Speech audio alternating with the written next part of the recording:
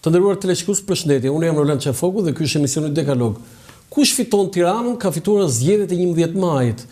Tashmë dihet rregulli i pashkruar që në kryeqytet zhvillohet betejë më e rëndësishme në një garë elektorale. Lista e mbyllur dhe e hapur ka pasur shumë diskutime, shoqëruar me shumë diskutime, madje edhe debate, por çfarë thon vetë protagonistët, pra ata që janë në këtë listë dhe garues në zgjedhjet e 11 majit. Unë sot kam zgjedhur dy personazhe përfaqësues të Partisë Demokratike, nga personazhet më të njohur. Së pari kam Jorita Tabakun, 3 herë deputete dhe një nga personalitetet më të rëndësishme të kësaj partie, dhe është hera e parë çuditërisht që jemi përballë në një intervistë. Është moment historik, thua? Historik, po sa bëjmë kështu tani, se ju të Partisë Demokratike keni shumë kështu madhështore, historike, më të mëdhaja.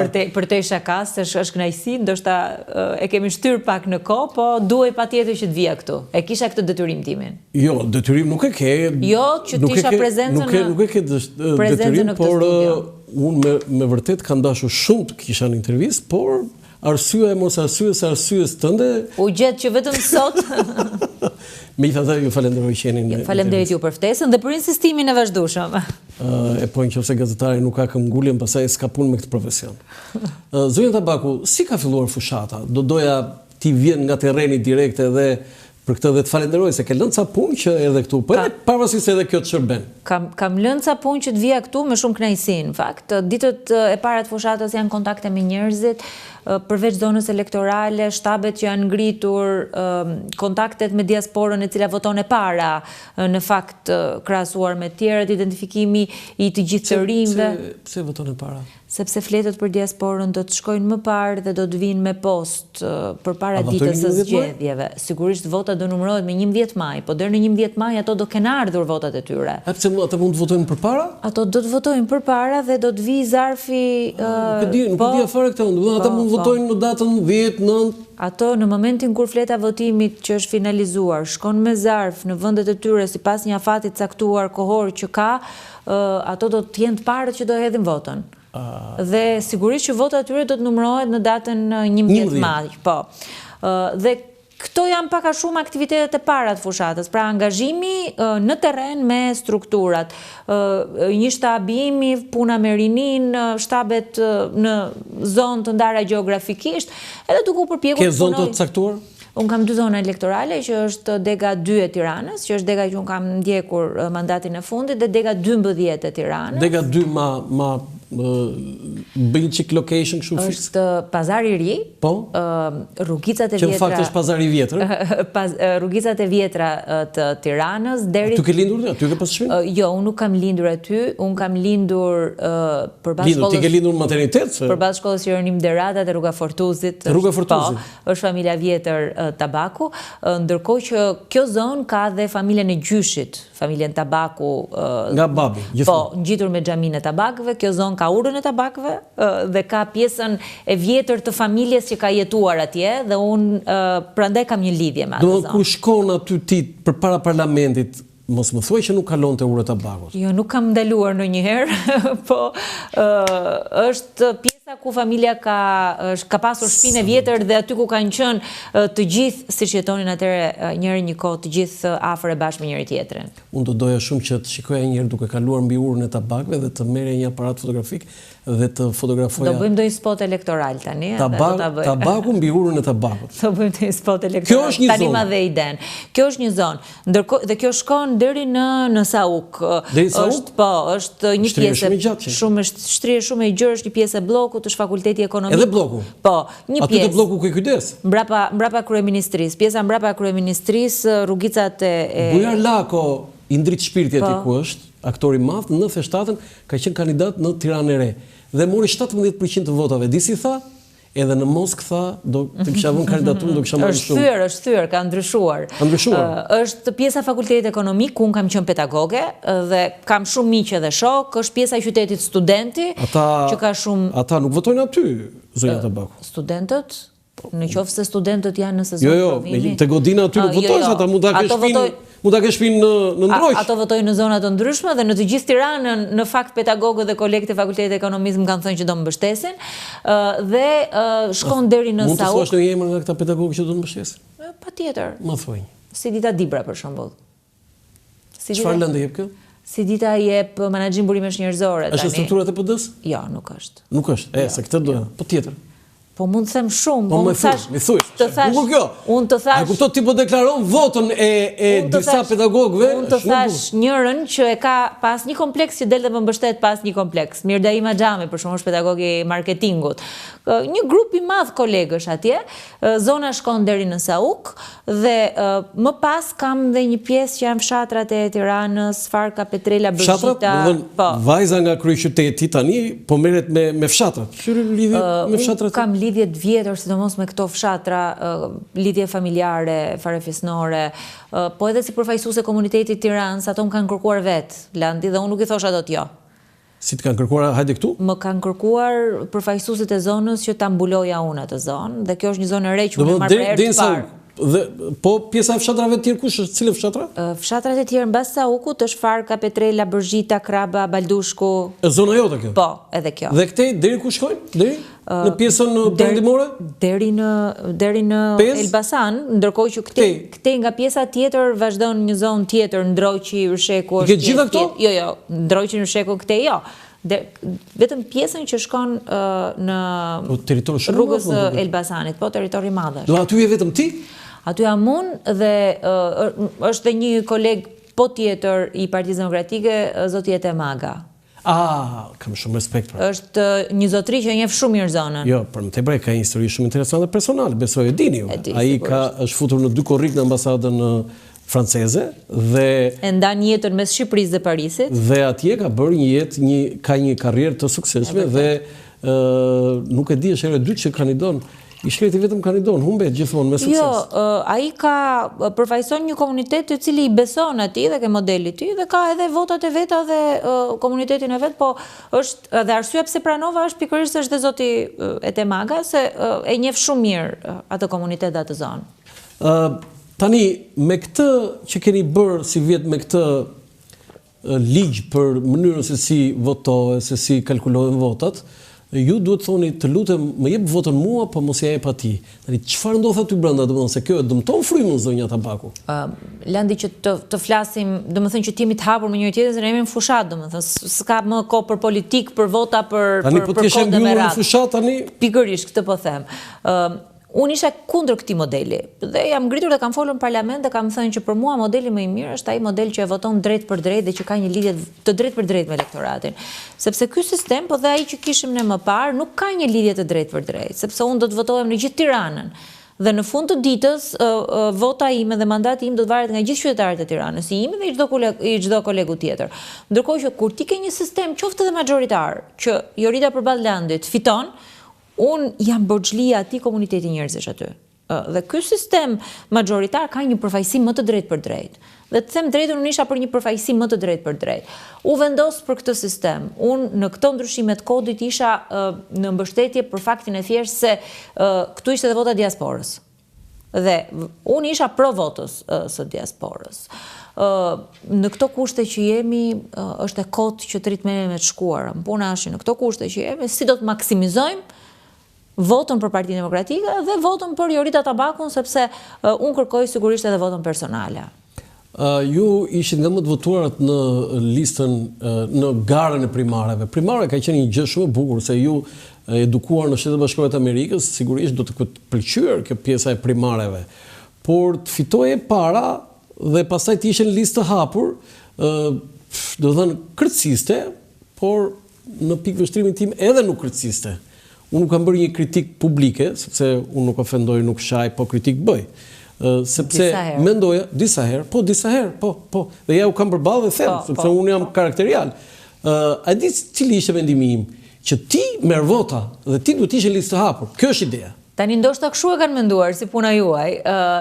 Është e vërtet që pata një rezultat të mirë në primare dhe është edhe një moment vlerësimi ndaj edhe borxhi ndaj strukturave të Partisë Demokratike. Jo, në një numër shumë i madh, Shiko, mund të mendosh që mund të votojnë me mira, po vota ishte shumë e shpërndarë sepse kishte shumë kandidat. Do të thonë ishin në Tiranë mbi 50 kandidat. Dhe mbi 50 kandidat ka një shpërndarje vota. Nuk qenë të 50 Jorita Tabak. Tani, unë mendoj që pata një vlerësim dhe sigurisht jam falënderuese atyre që më votuan. Po për te kësaj gjëje, ne primaret i kaluam. Ishin një gjë që i bën mirë partisë, nuk është kulturë politike, po që mendoj që kemi nevojë ta forcojmë dhe ta përmirësojmë këtë kulturën politike. Edhe në zbatim po edhe në mënyrë kryetare e Partisë Demokratike, përmirësohet. Unë mendoj që i marrim sfidat hap pas hapi. Po pastaj shkojmë atje te kryetari. Jo për të shkuar atje, po për të parë që për të treguar që në këtë moment në cilin ndodhemi, sigurisht që primaret i bën mirë partisë si një ushtrim, por unë nuk e kam betejën me askënd në partinë time, sepse vetë the që është pak e vështirë, edhe nuk është e lehtë. Jo, është. Unë e kam betejën me kundërshtarin, dhe nuk është fjala për të vënë një emër në listë, është fjala për të zgjedhur një përfaqësues për parlamentin.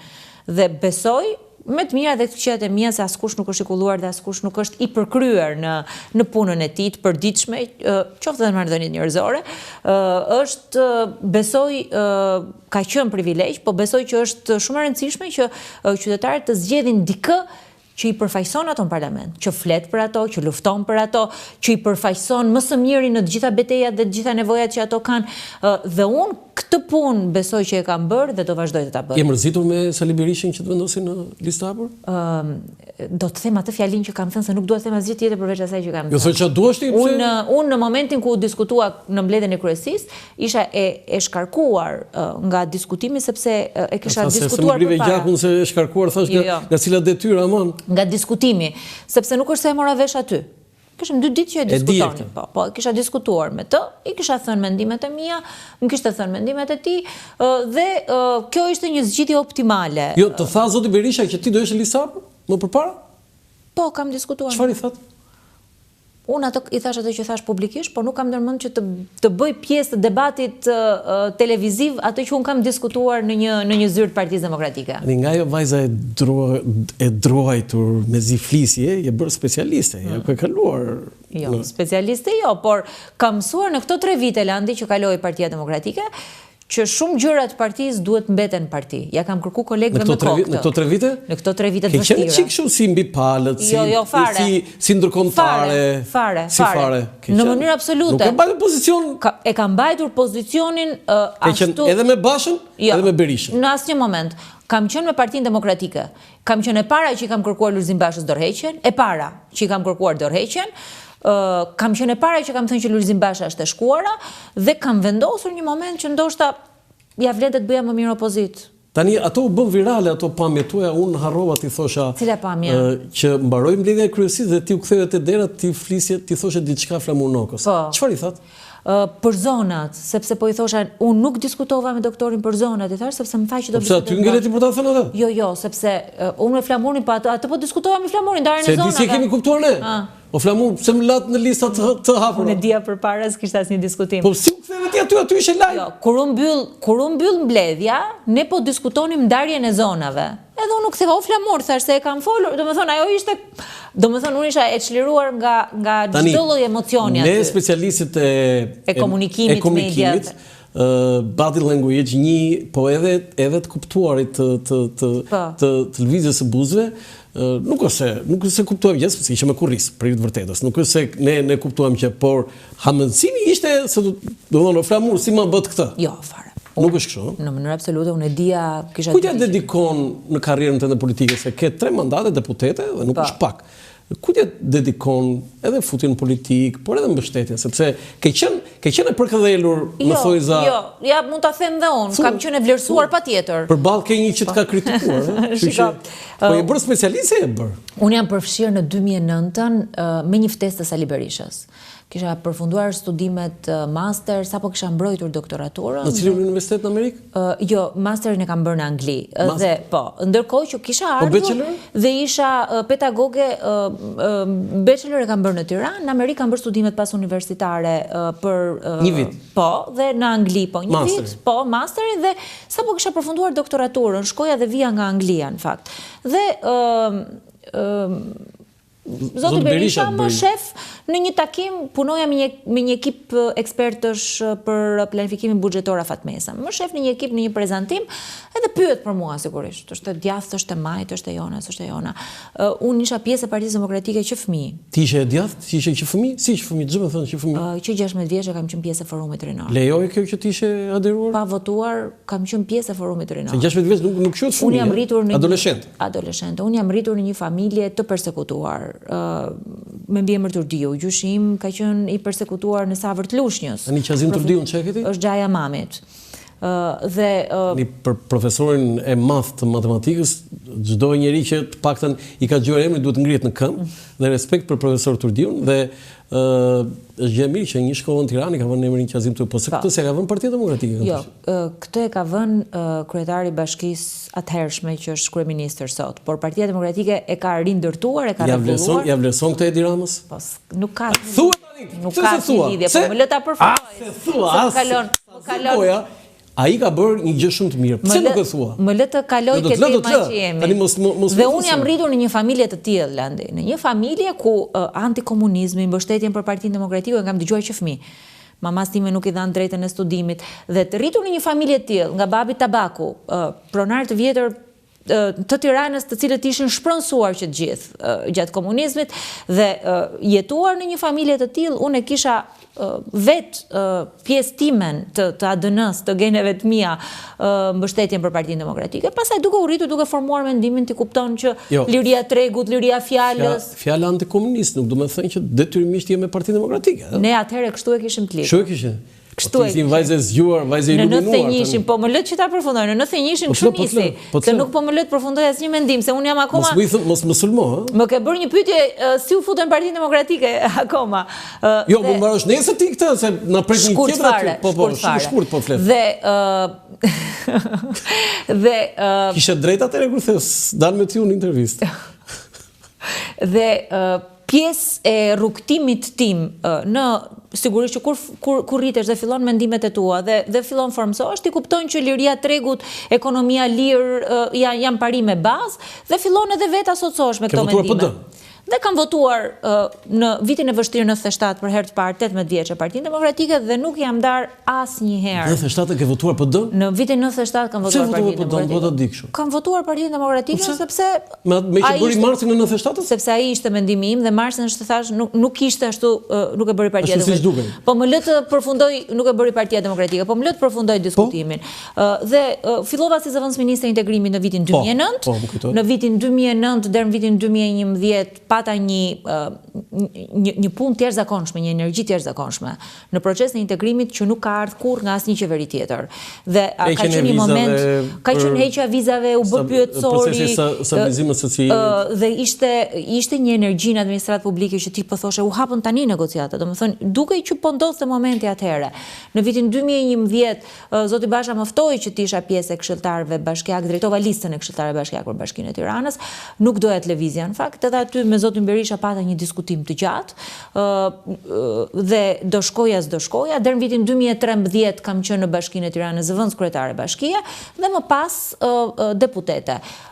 Ma ka hapur derën në Partinë Demokratike Sali Berisha, më kanë mbështetur të dy kryetarët e partisë, por më e rëndësishme më kanë mbështetur demokratët, më kanë mbështetur elektorati dhe unë besoj, ti mund të thuash që ke qenë e privilegjuar, po unë besoj që e kam shpërblyer me punë.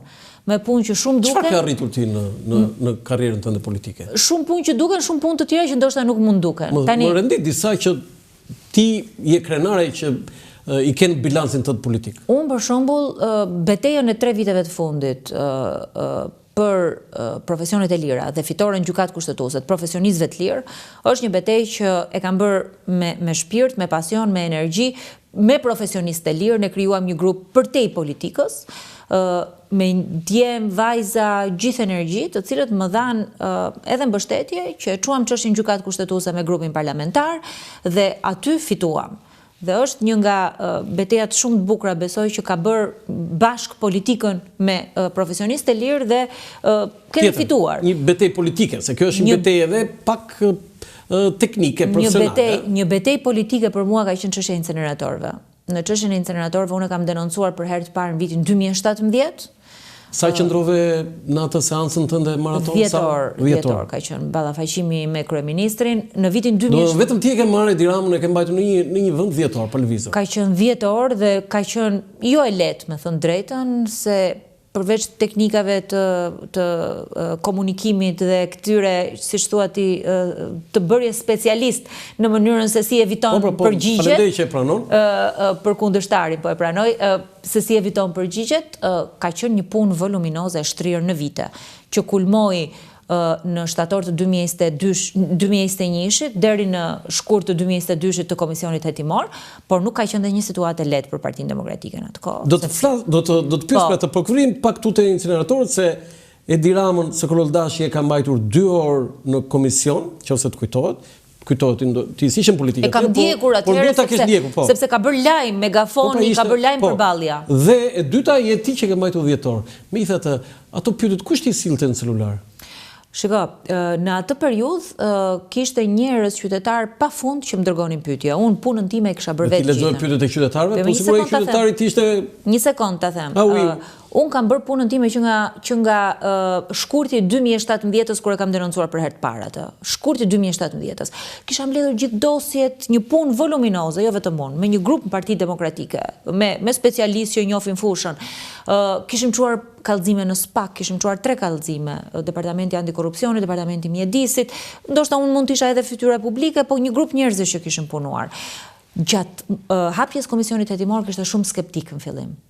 Edhe nuk e ndiqnin asë, por do të që filloi të rritej ritmi dhe në momentin kur erdhën dëshmit, unë kisha përfaqësues të qeverisë, kisha ish ministra, kisha përfaqësues të administratës publike. E çfarë do të thënë kjo? Njerëz që më çonin informacione, mesazhe. Po ti ato mesazhet filtrohen? Sigurisht që filtrohen. Ti se ke si zoti Berisha? Sigurisht që filtrohen, por po të them interesi ishte i tillë dhe ishin prekur interesa të tilla. Si mund ta merre ti një pyetje që dërgohet dikush pa verifikuar? S'ka marrë asnjë pyetje, s'ka marrë asnjë pyetje të tillë. Ti ke marrë aty se ne të kemi parë live? Pyetje live me mesazh mua, po gënjen tani. Se ti as nuk gënjen, se i korrekt. Unë jam politikanë, mos më thoj mua gënjen. Asun nuk në mënyrë absolute. Mua të më ndihmoj me atë pamje që ti merre lexoje dhe mesazhe pafund, mesazhe pafund. Po pra i lexoje. Zyra jonë shtypit. Jo, këtë po them pra, po themi pyetje gjë. Po jo pyetje, asnjë pyetje. Pyetje po them. Jo, fare, pyetje jo. Zyra jonë shtypit, çonte mesazhe. Jemi mirë. Shtypit e ka punë, është normale. Shiko, ja kush ishin mesazhet që dolën media atëherë. Jemi mirë thoshin. Është ke gjithë mediat, ka interes, këtu e kape. Vazhdo. Pyetje asnjë. Mua asnjë. Po lere tani. Po jo pra tani. Nuk e beson njëri këtë. Po e beson se beson ti, kjo është e vërteta. Okej. Ju thatë që ja dedikoni mbështetjes ose futet në Partinë Demokratike zotit Berisha dhe pastaj dhe zotit Basha. Tani ti je njeriu, jeni njeriu më kompetent që mund të jepni një përgjigje pyetjes madhore. Gaboi zoti Berisha në mbështetjen dhe përzgjedhjen që zoti Basha vendosi kryetar të Partisë Demokratike? Unë nuk duaj që ti futem të shkuar dhe ti nëse do në jo fare. Po më le të përfundoj tani. Ti je internacionale këtu, të lutem. Përgjigju pyetjes time. Po tash unë do përgjigjem në mënyrën që di unë, përgjigjen time nuk do e komandosh dot. Jo. Atëherë. Unë jam shumë dakord me ty, por problemi është se mund të jemi të dy gabim. Patjetër. Nëse më lë që të përfundoj unë përgjigjen. Unë nuk e di nëse zoti Berisha e ka mbështetur zotin Basha në momentin që është zgjedhur, Nuk e dini këtë? Sepse kishte një garë shumë të ashpër, them drejtën. Unë atëherë kam takuar edhe të ndjerin së Kololdashi që unë e kisha mik edhe prej forumit, sepse kam qenë në forum. Unë atëherë kam mbështetur Lulzim Bashën. Nuk kisha dyshim. Dhe nuk e di nëse zoti Berisha ka ndërhyrë garë atëherë apo jo. Nuk e di? Nuk e di. Me mua nuk ka ndërhyrë. Tani, nga ai moment që u zgjodh kryetar, ka pasur mbështetjen e palëkundur të tij dhe të gjithë partisë. Zoti Berisha ka folur vetë për këtë dhe ka dhënë komentet e veta për këtë. Unë mendoj që, dhe duke gjykuar kështu nga jashtë, unë mendoj që gjatë këtyre 12 viteve të gjata në opozit dhe 8 prej cilave Partia Demokratike ka drejtuar zoti Basha, janë bërë shumë gabime që nuk duhet ishin bërë. Dhe mendoj që kishte momente në kohë që shumë veta mund të ishin ngritur dhe të kishin thënë që ne jemi kundër. Ju ngritur ndonjëherë? Jam ngritur edhe në forumet e Partisë Demokratike, kur ne kemi dhënë mandatet. S'ke parë nuk i shef Ti ke votuar hoqët mandatet, si mund një e arsimuar në Amerikë dhe në Angli të lërë mandatet? Tani nëse më lë që ta përfundoj fjalën. Tani mos më i thënë tani, mos bëj vërtimin, të lutem. Heqja e mandateve dhe mos pjesëmarrja në zgjedhjet lokale të 2019-s kanë qenë gabime fatale për Partinë Demokratike, të cilat kanë rezultuar me gabime, të cilat kanë rezultuar me pasoja edhe në zgjedhjet e mëpasshme. Se si tha zoti Basha më? Ja kemi thënë. Jo më çe ke thënë, unë nuk e ki. Kjo është të thuashë. Ja, pa kështu është në politikë. Kështu ja kemi thënë. Se ke bërë zënja Tabaku. E kemi bërë që të gjithë një grup njerëzish për hir të vërtetës tani mund ta thuash ti, por e kam thënë atje publikisht në forum e partisë. Jo, ti nuk duhet të hiqe dorë nga mandatet. Unë jam tani mandati sankcione duhet të thosh. Mandati nuk është se e hoqja vetëm unë, mandatin nuk e hoqën të gjithë, po unë këtu zënja Tabaku kam. Unë s'kam këtu. Dhe të rikthehemi tek pjesa e Partisë Demokratike. Dhe kjo gjëja që i ndodhi 3 viteve të fundit Partisë Demokratike, 4 vitet e fundit Partisë Demokratike, ka qenë si një shkundje. Si një shkundje dhe të them të drejtën, sizmike, dhe të them drejtën Landi, edhe nëse dikush mund të kishte një kompleks përpara për të mos thënë diçka, për të folur brenda strukturave, nuk besoj që ka më kush kompleks për të folur lirshëm, për të thënë kundërshtit në forume partie, për të ndarë mendime ndryshe, sigurisht pa ofenduar, për të kritikuar, edhe besoj që kjo është një vlerë. Kritika më e fortë, më e madhe që ju keni bërë zotit Berisha? Unë mendoj që ne mund ta kishim trajtuar procesin komplet ndryshe. Nëse zoti Basha për shembull në atë moment që mori vendimin, që e mori si një vendim tim personal dhe nuk përfshiu për përjashtimin, nëse Partia Demokratike mund të kishte shkuar në zgjedhje në atë moment, shumë gjëra do ishin kursyer. Nuk pa u mbajtur me forcë pozicioni, shumë gjëra mund të ishin kursyer dhe sot do ishim në një pozitë komplet tjetër. Po kjo është e shkuar. Unë shpresoj që ja dhe një gjë tjetër. Dhe unë shpresoj që të kem mundësi që të flas pak edhe për të ardhmen. Po pra, edhe vetëm një gjë. Po. Të vjen zor për 8 janarin me atë që ndodhi në Partinë Demokratike që ishe aty. Unë nuk kam qenë 8 janar në selinë e Partisë Demokratike. Po ku ke qenë? Kam qenë në shtëpi, e kam ndjekur nga shtëpia. Ja, shiko, mbi palët. S'ka lidhje asnjë mbi palët. Ja, sepse e thash mendimin tim. E thash mendimin tim kundër. Do të s'ke qenë as mbledhje, mos më kujtoj. Nuk e qenë as mbledhje? Jo. As me ato lopata, kazma. Jo, në mbledhje, si në mbledhje brenda. Nuk u brenda. Unë ja kam thënë, po, unë ja kam thënë mendimin tim kundër që ajo nuk duhet kishte ndodhur, kur nuk më dëgjuan, unë nuk shkova në mbledhje. Është turpimi i madh i Partisë Demokratike? Nuk dua të futem fare në këtë diskutim. Nuk dua fare të merrem me këtë çështje. Ajo është e kaluar. Atëherë, patjetër, fokusohemi tek e ardhmja. Besoj që boll folën për të shkuarën. Okej, po këtë e vendosunë, unë e thash vetë, mos më impono, se këtu nuk kemi në Partinë Demokratike. Zoti Tabaku, ju mendoni që Partia Demokratike ka krijuar një frymë, sepse ju, jeni nga ato që bëni akuza, kritika për qeverisjen dhe shumica e tyre ka rezultuar të sakta. Kjo është fakt, nuk është faktim. Por a mjafton kjo që të thoni gjithmonë që Edi Rama i tillë? Si jeni ndryshe ju nga Partia Socialiste? Ti ke ngritur thelbin e pyetjes që së pari thon njerëzit, po së dyti që edhe e kam thënë vetë, të njëjtën retorikë dhe të njëjtën diskutime kam bërë në parlament, që ne kemi treguar që ky model ka degraduar, ne kemi treguar. Ajo që ka ndodhur sot mëngjes në Bashkinë e Tiranës është jashtë çdo logjike, jashtë çdo fjalë. Po. Domethënë është shembulli më i mirë i modelit të tyre. Është shembulli më i mirë. Dhe ky është një model që ka degraduar. Ne sot duhet tregojmë që neve e bëjmë më mirë. Jo, apo e tregoni se ju erdhi një minutë. Tani, jemi në momentin ku programi po prezantohet për të gjitha fushat, fatkeqësisht nuk ka të vëmendje që duhet të ketë një program i një partie. Domethënë të jemi të sinqertë me njëri tjetrin. Sot oferta politike nuk fokusohet te programi, megjithëse Partia Demokratike është duke e bërë këtë dhe jemi në kontakt të drejt për drejt me qytetarët. Secili prej nesh është duke u përpjekur që të zgjedhë kontaktin der më der, kontaktin personal, sepse ndonjëherë të ndihmon edhe për të vendosur një marrëdhënie me qytetarët. Po jo, e keni krijuar frymën apo jo? Fryma është duke u krijuar dhe është duke u ngritur. Duke u krijuar? Po erdhën më. Tani, kush e mendonte? 2005-ën ishte krijuar fryma që në 2004 që erdhën në pushtet. Do më lësh të përfundoj një fjali, kush e mendonte një vit përpara që Partia Demokratike do ishte sot ku është këtu? Kush e mendonte një vit përpara që Erion Veliaj do ishte në burg dhe që gjithë makineria e tyre elektorale do ishte çmontuar? Kush e mendonte një vit përpara që kryestrategu i fushatës së Trumpit do kishte ardhur që të mbështeste Partinë Demokratike dhe të përcaktonte strategjinë e fushatës? Juve jeni e kompleksuar me këtë që erdhi si fitastu dhe do fitoj Partia Demokratike? Po ky nuk është kompleks. Ju jeni amerikane në formë tani. Po më dëgjoj kush është ideja kësaj? Një kompani e një niveli të tillë ja vendos fytyrën, bagazhin, po njëkohësisht edhe mbështetjen, një situate kur ka fitore. Sa është fatura që paguani ju si Vitas? Kur ta deklaroj partia, do ta kemi atje. Këtu jeni njësoj si Partia Socialiste.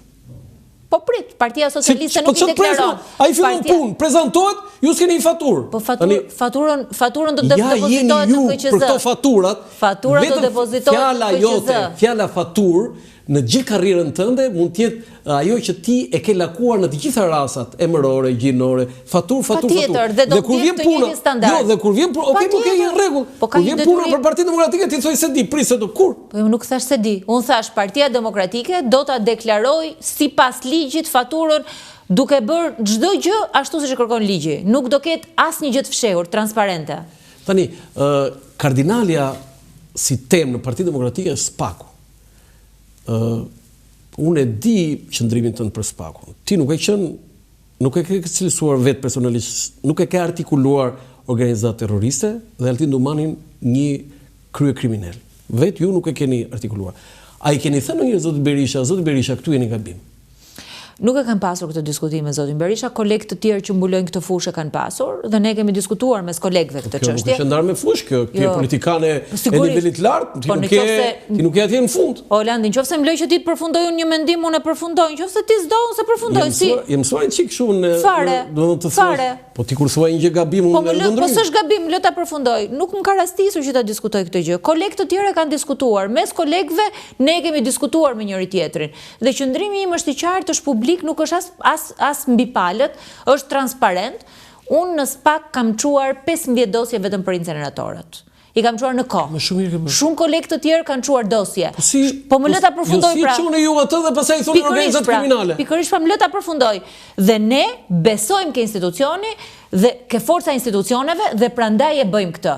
Që ka në SPAK prokuror, të cilët janë të influencuar politikisht. Kush është? Të cilët nuk kanë ndoshta parimet më të mira të integritetit. Kush është? Ka pafund, me emra nuk përmend askënd. Atëherë mos e thuaj pastaj. Brenda Partisë Demokratike sigurisht që të përmend këtë duash. Jashtë Partisë Demokratike në drejtësi unë nuk jam dhe s'kam qenë dhe s'kam për të qenë kurrë ashtu siç ndodh me përfaqësuesit e majorancës, që është i mirë për mua dhe i keq për kundërshtarin. Jo, majorancës një të gjë them këtu, po ju e aderoni në një parti që zyrtarisht e keni cilësuar SPAK-un në organizatë terroriste. Ti do më japësh mundësinë muaj që të flas për këtë çështje, se kjo është e rëndësishme, nuk e bëjmë dot me zhurmë. Atëherë, dhe mendoj që ka njëkohësisht edhe prokuror të guximshëm në prokurori dhe gjykatës të guximshëm në gjykatë, të cilët në pjesën më të madhe të rasteve, nëse lihen pa presion politik, pa sulme, pa intimidime, bëjnë punën e tyre. Rasti i Erion Veliajt është rasti që kjo tregohet. Nuk janë të gjithë njësoj. Edhe në politik nuk jemi të gjithë njësoj, se the pak më përpara që gënjejnë. Një herë të vetme më tregon mua kur në politikë unë s'kam thënë vërtetën. Një herë të vetme më tregon kur nuk kam pasur interesin tim më të mirë publik, interesin publik në më të mirën time. Nuk kam patur rastin. Nuk e kam pasur. Nuk kam patur rastin t'i them Sali Berishës. Se kam pasur rastin që të diskutoj për shumë gjëra të tjera ja kam thënë. Po nuk është gënjeshtër. Kjo është e vërteta. Po nuk kam pasur rastin. Po s'kam pasur rastin ta diskutoj. Ka qenë i zën Berisha apo ka qenë i zën ti? Shiko, ndryshe nga çfarë juve mendoni dhe nga ndryshe nga çfarë ju aludoni, ne gjërat i diskutojmë shumë hapur. I diskutojmë dhe mendimet shumë hapur. Atëherë pse se ke pasur rastin pra? S'm ka rastisur për këtë çështje do ta diskutoj. Dhe nuk është fare gënjeshtër. Zoja Bagu, je e kënaqur që është arrestuar Erion Veliaj? Je lumtur? Unë nuk i uroj askujt nga pikpamja personale që ti ndodhi kjo që i ndodhi Erion Veliaj. Se ka një gazëllim në Partinë Demokratike? Po ti ma lë që ta përfundoj një fjali se dakord këtë tjetra nuk binim dakord, po më lë këtu. Nuk i uroj askujt nga pikpamja personale. Dhe më vjen keq ndonjëherë kur arrestohet një politikan, njerëzit ngazëllehen, si thua ti. Ka edhe lumturi. Sepse ndoshta mund të jetë krijuar edhe një imazh i gabuar. Por në rastin e Erion Veliajt është politikani i cili ka abuzuar më shumë, ka abuzuar pafund dhe është politikani i cili e ka kthyer Bashkinë e Tiranës në një makineri, përveç se votash, përveç se abuzimesh, përveç se korrupsioni, po edhe për përfitime personale. Këtë di gjykata, Ato që thot gjykata po themon. Po të të marrë një rast për shembull sepse është Partia Socialiste me dy standarde. Un kam 3 çështje gjyqësore me zotin Erion Veliaj. Më ka akuzuar për shpifje mua. Janë proces, po një se kur e fitoj. Më lë ta përfundoj. E kam akuzuar unë atë njërën për shpifje, pastaj më ka akuzuar ai mua për incineratorët. Unë e kam akuzuar për shpifje sepse kur ishte fushata e kaluar dhe kur ishte çështja e incineratorëve, ai filloi që ashtu siç ka makinerinë e tij të baltës, të sulmoj këdo, filloi të më sulmoj mua. Se më perceptonte rrezik se unë po i nxirrja çështjet e incineratorëve. Dhe jam në gjyq me të. Ai dikush është gjyqtari që i ka dhënë të drejtë në një seancë atij? Erion Bami, që është pikërisht gjyqtari që ka tani, që i ka dhënë të drejtë prokurorisë. Jo, në çështjen time i ka dhënë Erion Veliajt. Po pra këtë. Ndërkohë që në çështjen e Spakut, që ka i penalen, i ka dhënë të drejtë Spakut. Ky është doppio standardi. Ishte i mirë Erion Bami, bëri status Erion Veliajt, atje tha, ka një gjyqtar tha që ka dhënë një çështje drejt, tha kanë fituar me Jorita Tabaku, media. Tani Erion Bami i jep vendimin tjetër, është i keq. Gjyqi nuk ka mbaruar. Sigurisht, është proces. Tani, sot ka ndodhur diçka në Bashkinë e Tiranës. E pakonceptueshme. E pakonceptueshme. Tash një pyetje kam, firma Erion Veliajt është jo? Po sigurisht. Po mua më duket sikur e kanë çik më ndryshe. Po këto ta shohin ato që merren me këtë punë. Ke bërë specialistë e firmash. Jo, se i shoh ka, domethënë, ke incineratori Tiranës i kam lexuar letra pafund, firma e ke parë një, po mirë, tani këtë gjë nuk mund ta themi dot as. Jo, po e them unë është kjo, po e ngreu si dilemë. Ma shpjego edhe në aspektin teknik zonja Tabaku dhe në aspektin politik. Si funksionon kjo? Sepse tani zoti Veliaj ka dhënë një urdhër sot që zonja Sara Goxhaj në kryetare e bashkisë të jetë kryetare e bashkisë. Pra shkarkohet zonja Anuela Ristani. Shiko tani, që kur ndodhi herën e parë emërimi i zonjës Ristani, që shkon atje kryeministri. Atë e bëri kryeminist. Po jo, urdhri i kryetarit bashkisë ishte, sepse nuk ka urdhër, nuk ka se si ta bëjë kryeministri. Ishte urdhri i zotit Veliaj. Ishte urdhri i zotit Veliaj që sipas ligjit duhet kishte shkuar në Këshillin Bashkiak për t'u konfirmuar. Do të thënë duke thënë që këtë emërim ose komandim e bën me një vendim Këshilli Bashkiak. Bëhet me një vendim Këshilli Bashkiak. Si vendimi që mori në Himar, Këshilli Bashkiak. Si çublodh Himara për kryetarin e bashkisë. Po çfarë ndodhi konkretisht? Sepse pushteti vendor është i zgjedhur, nuk është një pushtet i deleguar, i emëruar që ai e delegon dhe jep dorëheqjen ai dhe ja jep. Çfarë ka ndodhur një gjë që s'e dim ne? Tani, unë nuk e di se çfarë ka ndodhur, po për mua ajo që ka ndodhur sot në Bashkinë e Tiranës, to urdhrat pasues dhe ajo lufta e brendshme është shembulli konkret i asaj kënetës dhe atij llumi që flet Edi Rama. Luftë bandash. Mos e hap këtë kënetën se pastaj Rama nxjerr bufin edhe. S'ka lidhje fare, i kanë vetë aty brenda. Llumi dhe këneta është pikërisht kjo, luftë bandash për Bashkinë e Tiranës. Ky është. Nuk ka si për Bashkinë e Tiranës. Po mirë, zoti Veliaj është në rregull, më thonë ju. Jo, unë them që nuk e di se çfarë ndodh, se çfarë po. Sepse edhe zonja Kuko që është kryetare e Këshillit. As në rregull nuk është kandidate. Po jo, është kandidate ajo s'ka.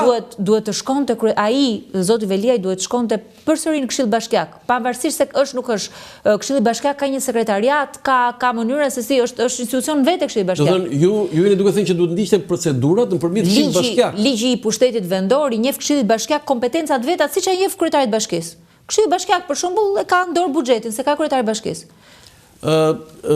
Lidhur po me Bashkinë e Tiranës, zoti Veliaj për mos gaboj deri në datën 10-11 maj është ai afati që plotësohet që nuk paraqitet në punë. Si është rregulli zonja Tabaku? Se ju keni një eksperiencë duke qenë në kryetare e bashkisë. Normalisht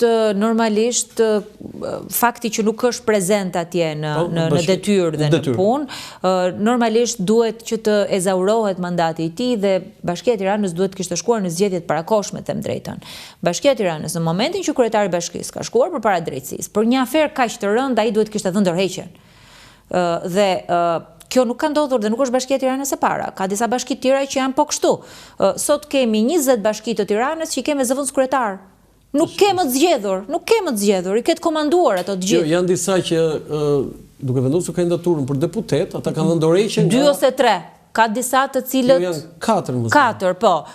Do më thënë një numër i vogël. Ke një pjesë tjetër të cilët janë dorëhequr dhe këto e mbrojnë. Po mirë, ato mund të bëhen bashkë dhe bëhen zgjedhje pjesë në zonja Tabaku. Mund të ketë një zgjedhje bëhen bashkë. Ne po flasim për një politikë për qytetarët. Dhe politika për qytetarët është që në momentin që ti ke një akuzë kaq të rëndë për pastrim parash, për korrupsion, për bashkëpunim me krimin organizuar, për ndryshim rezultati elektoral, për kush e di se sa Erion Veliaj, morali politike do të thoshte që ai duhet ta jepte dorëheqjen. Duhet ja kërkonte Partia Socialiste. Partia Socialiste duhej në momentin e parë të thoshte që ip dorëheqjen dhe Bashkia e Tiranës duhet kishte shkuar në zgjedhje. Zyrta Baku, në 11 maj është një lloj gare që përcakton shumë gjëra. E para njëherë Partia Socialiste është në ekspansion se ka 3 mandate. Në ekspansion në bilanc. Në bilanc të mandateve, po patjetër. Dhe ju keni 3 mandate në opozitë. Në qoftë se Partia Demokratike humbet dhe 11 maj, ç'do ndodh? Nuk ka asnjë arsye që Partia Demokratike ta humbas 11 majin. Partia Demokratike i provoi shumë njerëzve që shumë të pamundura. Në qoftë se do më lësh ta përfundoj fjalinë, se sot ky diskutimi jon. Të lutem, mos bëj viktimën, të lutem. Ka shumë arsye që Partia Demokratike të fitojë. Partia Demokratike i provoi qytetarëve, njerëzve, që shumë gjëra, shumë tabu u thyen. Kush e mendonte që me gjithë këtë sizmën e fortë që ne thamë dhe shkundjen e fortë, do ishte në këmbë Partia Demokratike. Është në këmbë sot dhe është sot përballë elektoratit me mundësi reale për të fituar. Dhe unë e shoh të njerëzit, e shoh tek ato që takoj, e shikoj energjinë te strukturat e Partisë Demokratike, po e kam parë energjinë mbi të gjitha tek diaspora. Diaspora ka pas një mbështetje të jashtëzakonshme. Më fol diçka për diasporën, se përsëri do t'i kthem se është një temë shumë interesante dhe kam shumë për zemër. Si e parashikon diasporën? Tani është hera parë dhe është vështirë që ta parashikosh. Është hera parë që nuk e kemi testuar ndonjëherë, por unë di që një pjesë e madhe e këtyre njerëzve janë larguar nga Shqipëria prej kësaj qeverisje. Edhe për opozitës. Opozita nuk ka qeverisur. Opozita sigurisht nuk ka ardhur në pushtet. Nuk ka qenë alternativë. Nuk ja ka dhënë njerëzve shpresën që të mos largohen nga vendi dhe të rinë këtu. Kjo është e vërteta. Po, ndërkohë që janë larguar prej tyre, ka pas një presion shumë të madh ndaj administratës për familjarët e tyre që jetojnë jashtë, ato e dinë se sa është varfëruar Shqipëria, ato e dinë që Shqipëria sot është edhe më e varfër dhe me pensione më të ulta, i kanë të ardhurat që ato sjellin të zhvlerësuara, sepse sjellin më pak para ke familjet e tyre, më shumë para ke familjet e tyre, e dinë se si jetojnë prindërit pensionistë, se sa e vështirë është jeta në Shqipëri, dhe unë kam shpresë që diaspora do e mbështesë Partinë Demokratike. Qofse humbet Partia Demokratike sepse po nuk kanë qofse humbet tani. Ne jemi në fillim të një fushate. E mësuar mirë këtë. Ne jemi në fillim të një fushate elektorale, e cila nuk keni mbajtur një premtim zonja Tobak. E cila po na çon në një përballje jo për Partinë Demokratike, një përballje për demokracinë. Zonja Tobak, dhe unë besoj që kjo është një sfidë për demokracinë. Nëse nga sondimet bëhen bashkë të gjitha ato pjesët që nuk janë të Partisë Socialiste, pra Partia Socialiste më vete, dhe ju gjithë të tjerët, gjithë kjo pjesa tjetër është më e madhe se sa Partia Socialiste. Ju sini bërë bashkë. Premtimi kryesor që ka bërë rithemelimi, sepse ju tani jeni te rithemelimi, tek Partia Demokratike patjetër. Po, se në ato momente pa e marrë këtë vullën, ju ishit mbi palët, ju do fitoni zgjedhjet, po ju premtimin tuaj që do ta bashkojmë opozitën nuk e arritët. Sot Partia Demokratike unë besoj që është e bashkuar. Kushdo që sot mendon që mund të dëmtoj, po më lët Partia Demokratike? Po si është e bashkuar? Sigurisht është e bashkuar. Tani zoti Basha ka Euroatlantike, zoti Shehaj më vete. Tani më lej që ta përfundoj diskutimin. Me sistemin aktual, edhe zoti Basha, edhe zoti Shehaj e kuptojnë që çdo vot që i hikën opozitës i shkon Partisë Socialiste.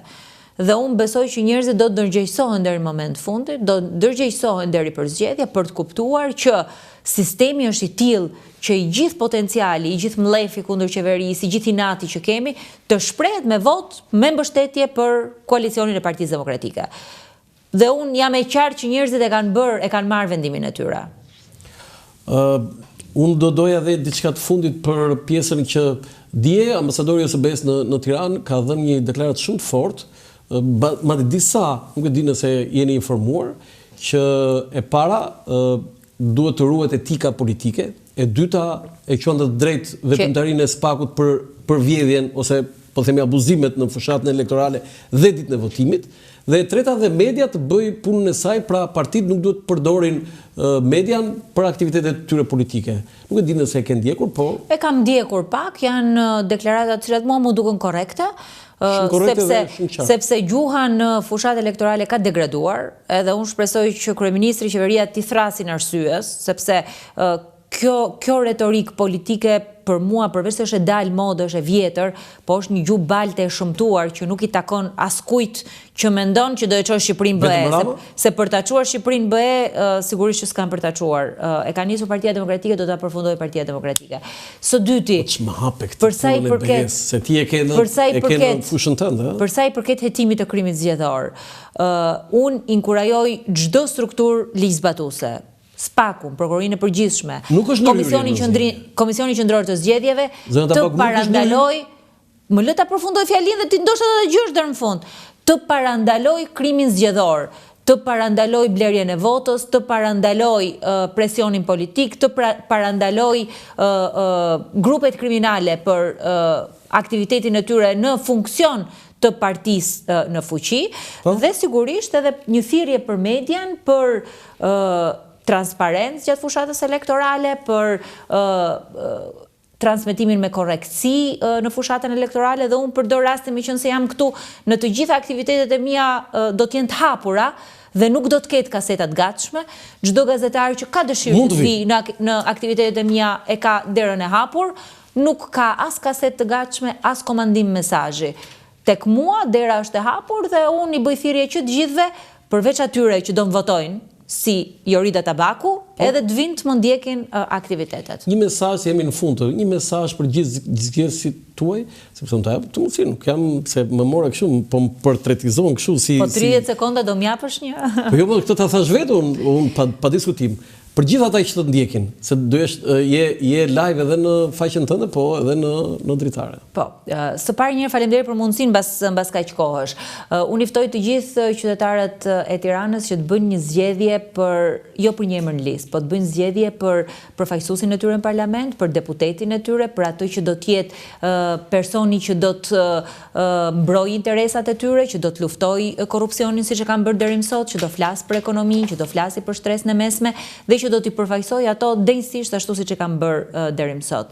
Kështu që zgjidhja është shumë e qartë tek Partia Demokratike Jorida Tabaku. Çfarë numri? Nuk ka numra fleta votimit, është me emra, me alfabet mbi emri, unë jam e treta nga fundi. Vendi atje sepse ke një... Unë të falenderoj shumë, po kam përshtypjen që u mërzitej një çik në këtë intervistë, në këtë përballje. Me shumë kënaqësi. Jo, po 2-3 herë kështu e pash që u vure. Me shumë kënaqësi. Nuk më ke vënë fare në pozitë vështirë. Megjithatë unë të falenderoj. Kemi pasur një debat shumë konstruktiv bashkë. Kemi rënë dakord për të mos rënë dakord për disa nga gjërat, po kemi rënë dakord për të mos rënë dakord nga disa nga gjërat. Të falenderoj shumë dhe të uroj suksese në zgjedhjet e 11 majit. Shumë faleminderit. Mos harro të votosh. Po pa diskutim, unë asnjëherë nuk kam votuar, vetëm një herë kur nuk u bën zgjedhje nuk kam votuar. Kur kisha vetëm një forcë politike dhe ti e di. Okej, kishim Jorida Tabakun, për pak çaste do kemi Ilir Ali Mehmetin, doktorin, përfaqësues të Partisë Demokratike. Në fakt unë do doja që po zonja Tabaku ju mund të vazhdoni. Doja të përshëndesja edhe Ilirin në fakt. Iliri mund ta përshëndesësh ti kur të dalë, po përshëndetje. Unë fakt do doja të diskutoja pak për listën e Tiranës, se është mundur regjia mund ta shfaqë listën në ekran, që unë të them të jap disa të dhëna për këtë listë, sepse ka disa shifra që janë interesante dhe jo vetëm për Tiranën. Lista e Tiranës dhe lista që përbën është lista më e gjatë e hartuar nga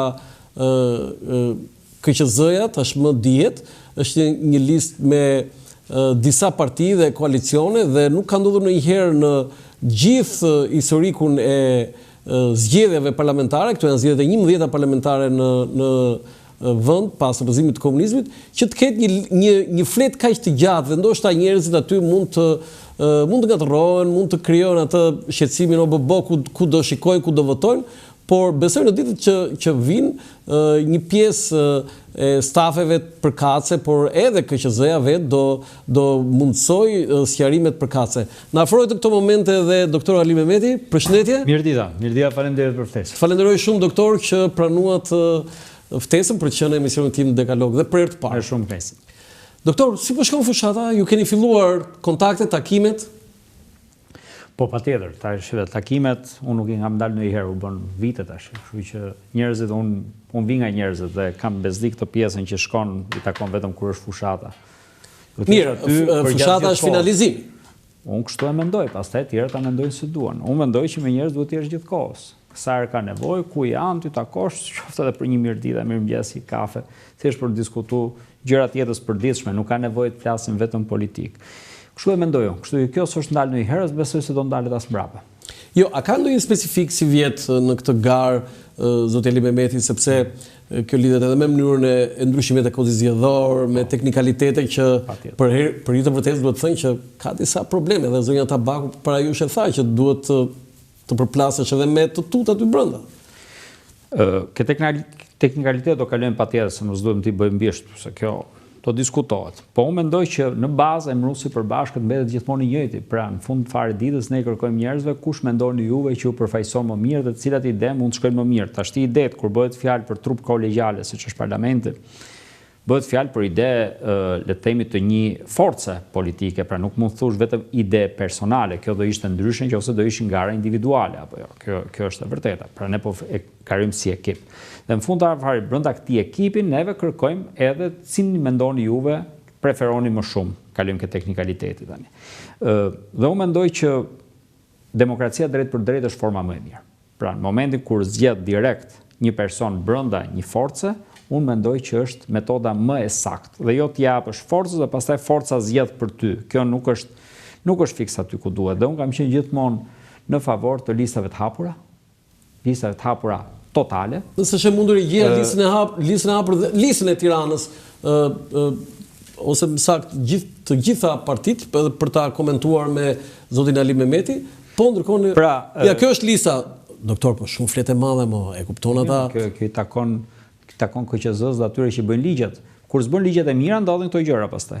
Parimi parlamentit kush është? Bësh ligjet e mira. Kjo besoj duhet të jetë kështu për Guinness. Është ashtu. Jo, e kam fjalën që do të personat e moshuar do vendosen ato syze, do ketë. Patjetër që do kenë vështirësi, kanë frikë të dalin edhe goxha të pavlefshme, ka pas mundësi më u bë më mirë, i takon organeve kompetente. Ja një defekt që do të mjafton kjo. Shiko, doktor, shiko sa karakteri gërm, sa i vogël për listat e mbyllura, shiko, dakord, këtu do votohet. Por lista e mbyllur do të jetë. Po, ajo është thjesht për njohje, në fakt ato diskutohen goxha, po ato nuk votohen. Kështu që kjo ka qenë një diskutim, duhen aty, s'duhen aty.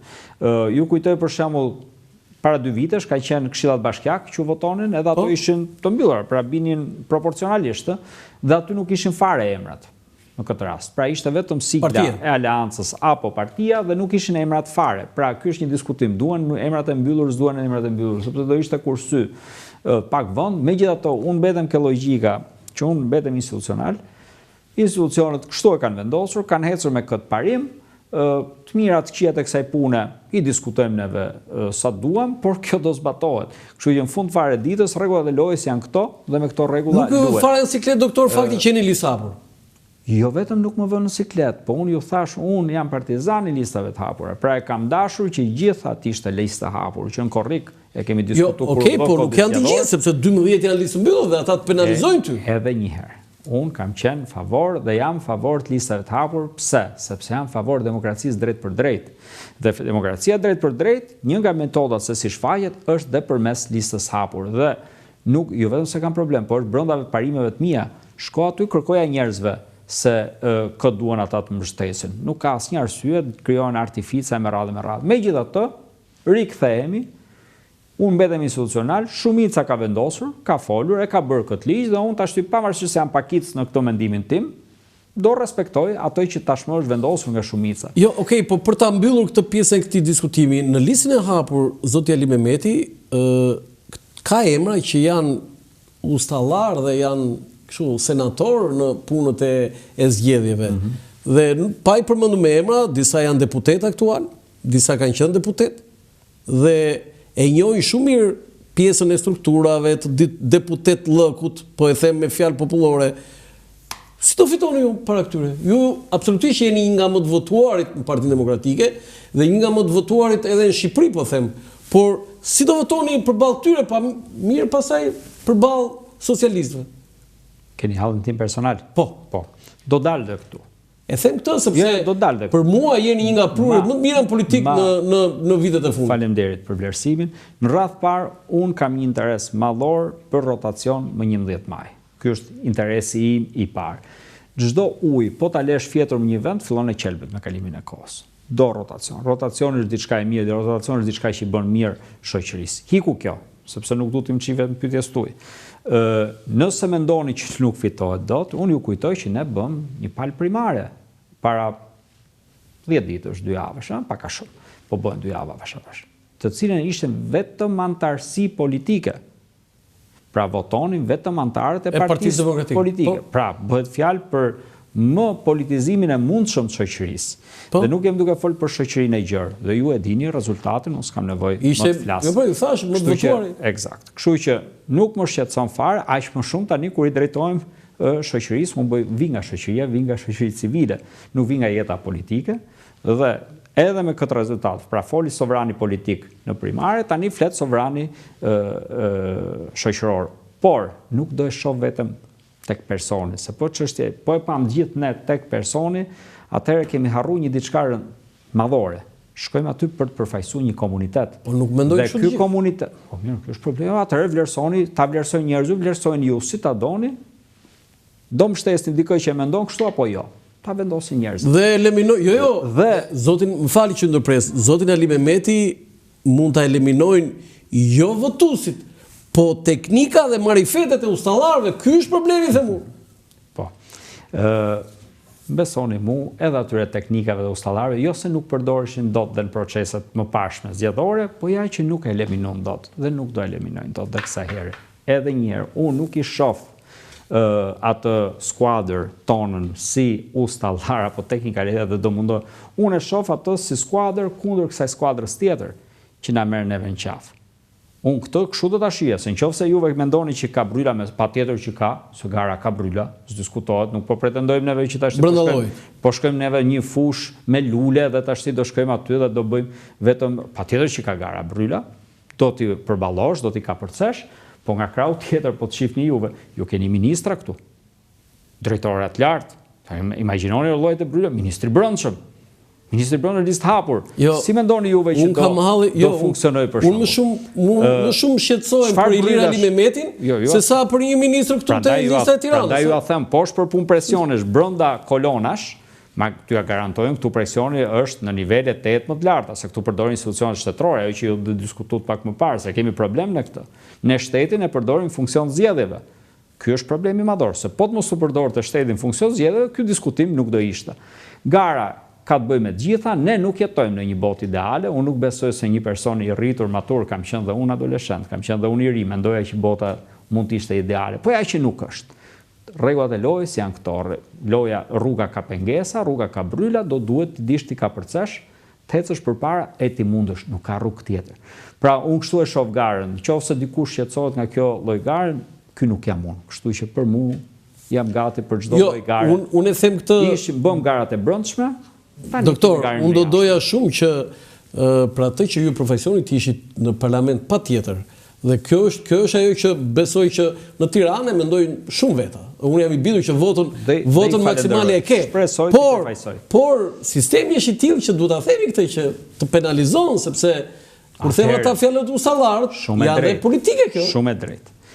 Pikërisht për të krijuar sisteme që t'u shërbej njerëzve, duhet që ai parlament të ketë njerëz që përfaqëson njerëzit. Se po lëvizëm sistemi, atëherë neve do të thotë që nuk kemi bërë ligjet mirë. Do të thotë që edhe kushtetuta mund të ketë hapësira për t'u përmirësuar, do të thotë që edhe ligjet nuk janë aty ku duhet. Pse?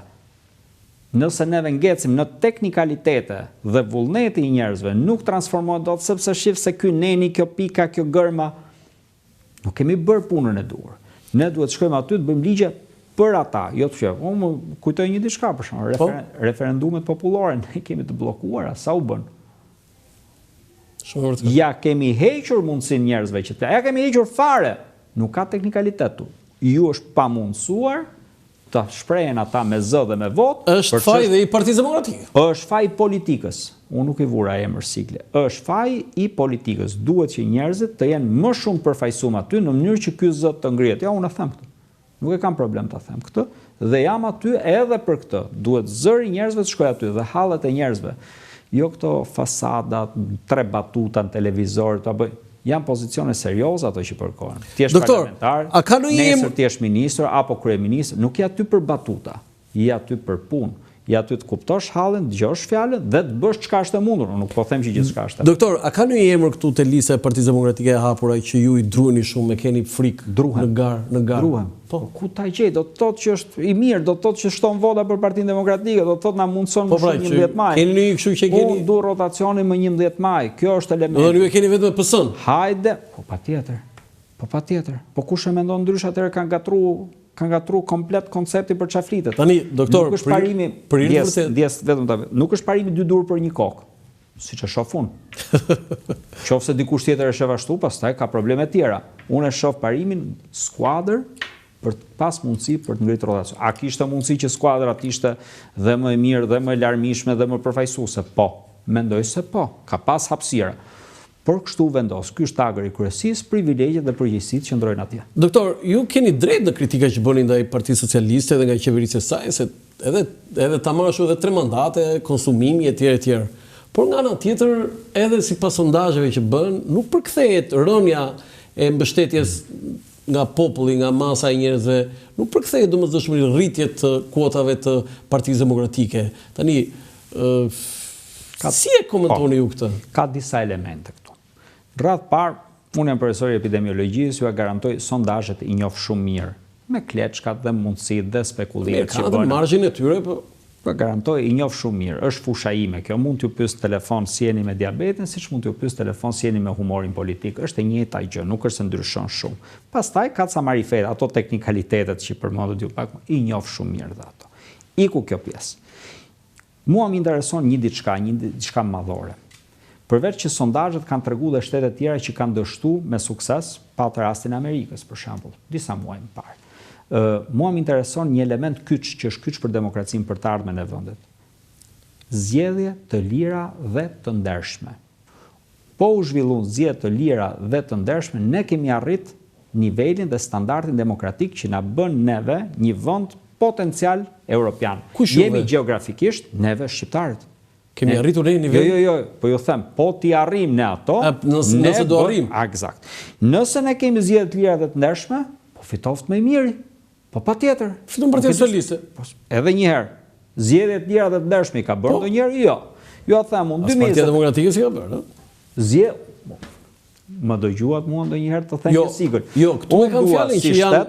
Unë dua si shtet, si popull, ne të kemi mundësinë që të dëgjojmë me zgjedhje të lira dhe të ndershme. Dhe pastaj secili voton ashtu si mendon. Si e çon zemra dhe pastaj është detyrë edhe kandidatëve të shpjegojnë hapat, të shpjegojnë programin, të japin fytyrat, të japin moralin e tyre dhe t'i krahasonin. Por nëse neve shkojmë dhe rrim ke konceptin parti shtet, besoj e keni të qartë raportin ODIHR 2021-shit, parti shtet, atëherë neve nuk kemi as kërkund me këto diskutim. Ka t'i bëjmë sondazhet. Po je parti shtet, është njësoj si të bësh sondazhin në vitin 1970. Si do dilte? Ashtu do dilte. Dhe çfarë bën Partia Demokratike që ti ndryshe? Edhe po të mendojnë ndryshe në sondazh, si do përgjigjet dikush që ishte kundër Partisë Komuniste? Okej, po Partia Demokratike tregon që është ndryshe? Ne duhet si njerëz, duam të shkojmë në drejt Bashkimit Evropian apo jo? Kaq është pyetja. Për drejt Bashkimit Evropian shkon duke demokratizuar vendin, duke lënë po demokratizoni një parti, doktor? Dhe, jo, them unë, jo, nuk funksionon ashtu. Funksionon duke i lënë shoqërisë të drejtën për të folur. Duke i lënë shoqërisë drejtën për të folur. Jo, po nëse ti nuk e tregon këtë në opozitë, si do ta tregosh në pushtet? Apo jo, një sekond, janë dy çështje të ndryshme. Edhe opozita, patjetër, është aset kombëtar opozita. Është aset kombëtar opozita, nuk ju heqa si presje këtu. Por pushtetin e kemi 12 vjet që e shohim. Nga krau tjetër pam opozitën se si u godit në të gjitha mënyrat e mundshme për t'u shkatërruar. Ku ndodh kjo? Në një vend demokratik ndodh kjo? Po mirë, pse nuk u shitet e u blet ju, po u shiten e u blet të tjerë. Unë nuk hy asnjë, nuk po hedh akuzë. Unë po them. Jo, akuzë po hedhim akuzë. Në këtë vend është fakt, nuk është akuzë, është fakt që u tentua shkatërrimi i forcës opozitare më të madhe në vend. Kjo është e vërteta. Në të gjithë globin ka qeveri nga më të ndryshmet, monarki, qeveri, çfarë doni juve? Po për ta quajtur një vend demokratik, ka ligje dhe kushtetut që jep të drejtat edhe opozitës. Që çfarë është opozita? Është minoranca në këtë rast, apo jo? Pra në demokraci është një numër më i vogël njerëzish. Po dhe ata kanë drejtën e tyre për të shprehur dhe drejtën e tyre për të funksionuar brenda shtetit. Nëse ti këto ja mohon dhe aq më shumë e lufton, atëherë ti ke mohuar të drejtën e këtyre njerëzve, të gjithë njerëzve, dhe atyre që janë të shumicës, për të jetuar një vend demokratik. Dhe u ke bllokuar atyre rrugën e avancimit suksesshëm. Ky është realiteti. Neve duhet heqim një herë konceptin parti-shtet. Ai kanë për detyrë partitë, po më partitë e kanë, se ato e kanë bërë. Dhe ato e kanë detyrë. Po detyra kryesore, një familje, i takon kryefamiljarit, nuk i takon fëmijës më të vogël. Kryefamiljari ka përgjegjësinë më të madhe. Aq më tepër kur është vetëm, si Partia Socialiste 12 vjet. Ai ka detyrën e parë. Është Partia Demokratike demokratizuar? Neve jemi me një parim shumë të thjeshtë. Bëj zgjedhje të lira të ndershme, votohu, le të fitoj kushdo nga këto 11. Nëse zgjedhjet janë lira dhe të ndershme. Nëse jo, atëherë ne flasim kot. Atëherë kemi një sistem të manipuluar që në fillim, kemi vendosur disa ligje që nuk i marrin parasysh, kujtoj unë dosjet që në 1984 me radhë, që jo vetëm nuk hetohen e nuk bëhen, pavarësisht se kemi dëgjuar gjithë me veshët tonë se çfarë ka ndodhur aty, me përgjime të tjera, jo vetëm që se to, por shkojmë i bëjmë ministra këta njerëz që kanë kryer këto krime. Pra, nëse jetojmë në një sistem ku po bëre krime bësh ministër, atëherë çfarë modeli u japim ne të rinjve tan? Modelin e shkeljeve të çdo rregull e çdo kur. Atëherë kot flasim për ligjin. Ligjet që nga kot ka një llaf labria. Thot, kyçi është për turtit, se i ligut thyen murin. Kjo është e vërteta. Edhe ligjet janë për ata që zbatojnë ligjet, pa ata që s'kan mend me zbatuar ligjet, kot shkruan ligje. Është e kot fare. Ne duhet të shkojmë ke hapi tjetër, jo thjesht kesh ligje. Po të kesh një shoqëri e cila këto ligje i ka bërë, i mbështet dhe i përforcon. Po nëse kemi thjesht për letër, dhe të parët ata që vinë aty i shkelin, atëherë ne jemi rrugën e dur. Dhe kush na e thot këtë më mirë nga të gjithë? Na e thot rinia që hikën. Janë ato qindra mijëra deri 1 milion të rinj, se kanë hikur të rinj, një familje të reja, që hikin sepse thonë ju, baballarët dhe gjyshrit tan, me veprimet dhe mos veprimet tuaja, na keni sjell një situatë ku ne nuk kemi më një shpresë për të ardhmen se si mund të rrisim fëmijët tan. Ku do t'i çojmë? Atëherë neve hikim. Mbyllim derën, as nuk duam t'ju dëgjojmë më. Demokracia është kjo? Shtet është ky, zhvillim është ky, një shtet i cili rinia i hikën dhe fëmijë lindin gjithmonë më pak. Okej, doktor. Dhe mosha mesatare rritet dhe plaket. Keni shumë drejt. Pas plakjes. Okej, keni shumë drejt. Do vdekja. Po alternativa, Partia Demokratike. Po, alternativë ne kemi. Si është se duhet ta mbushim mendjen ne që këta janë këqij, po jemi ne të mirët. Atëherë, se deri tani kush po na dëgjon neve tashti, unë e ftoj të shkoj në Google me durë të veta, s'po ju tregoj asgjë. Të shkoj në Google, të kërkoj grafikun e shtesës natyrore të popullsisë në Instat, institucioni i shtetit. Jo, s'ka lidhje me Partinë Demokratike kjo. Jo, ka lidhje. Jo, thamë pse ka. Çka ka lidhje? Jo, ka lidhje. Shkojnë ta shohin grafikun, unë mund t'ja shpjegoj me fjalë, grafikun mund ta shohë gjithkush që ka interes ta shohë vetë. Në vitet e qeverisës Partisë Socialiste, deri në vitin 2005, ke rënje demografike të fortë.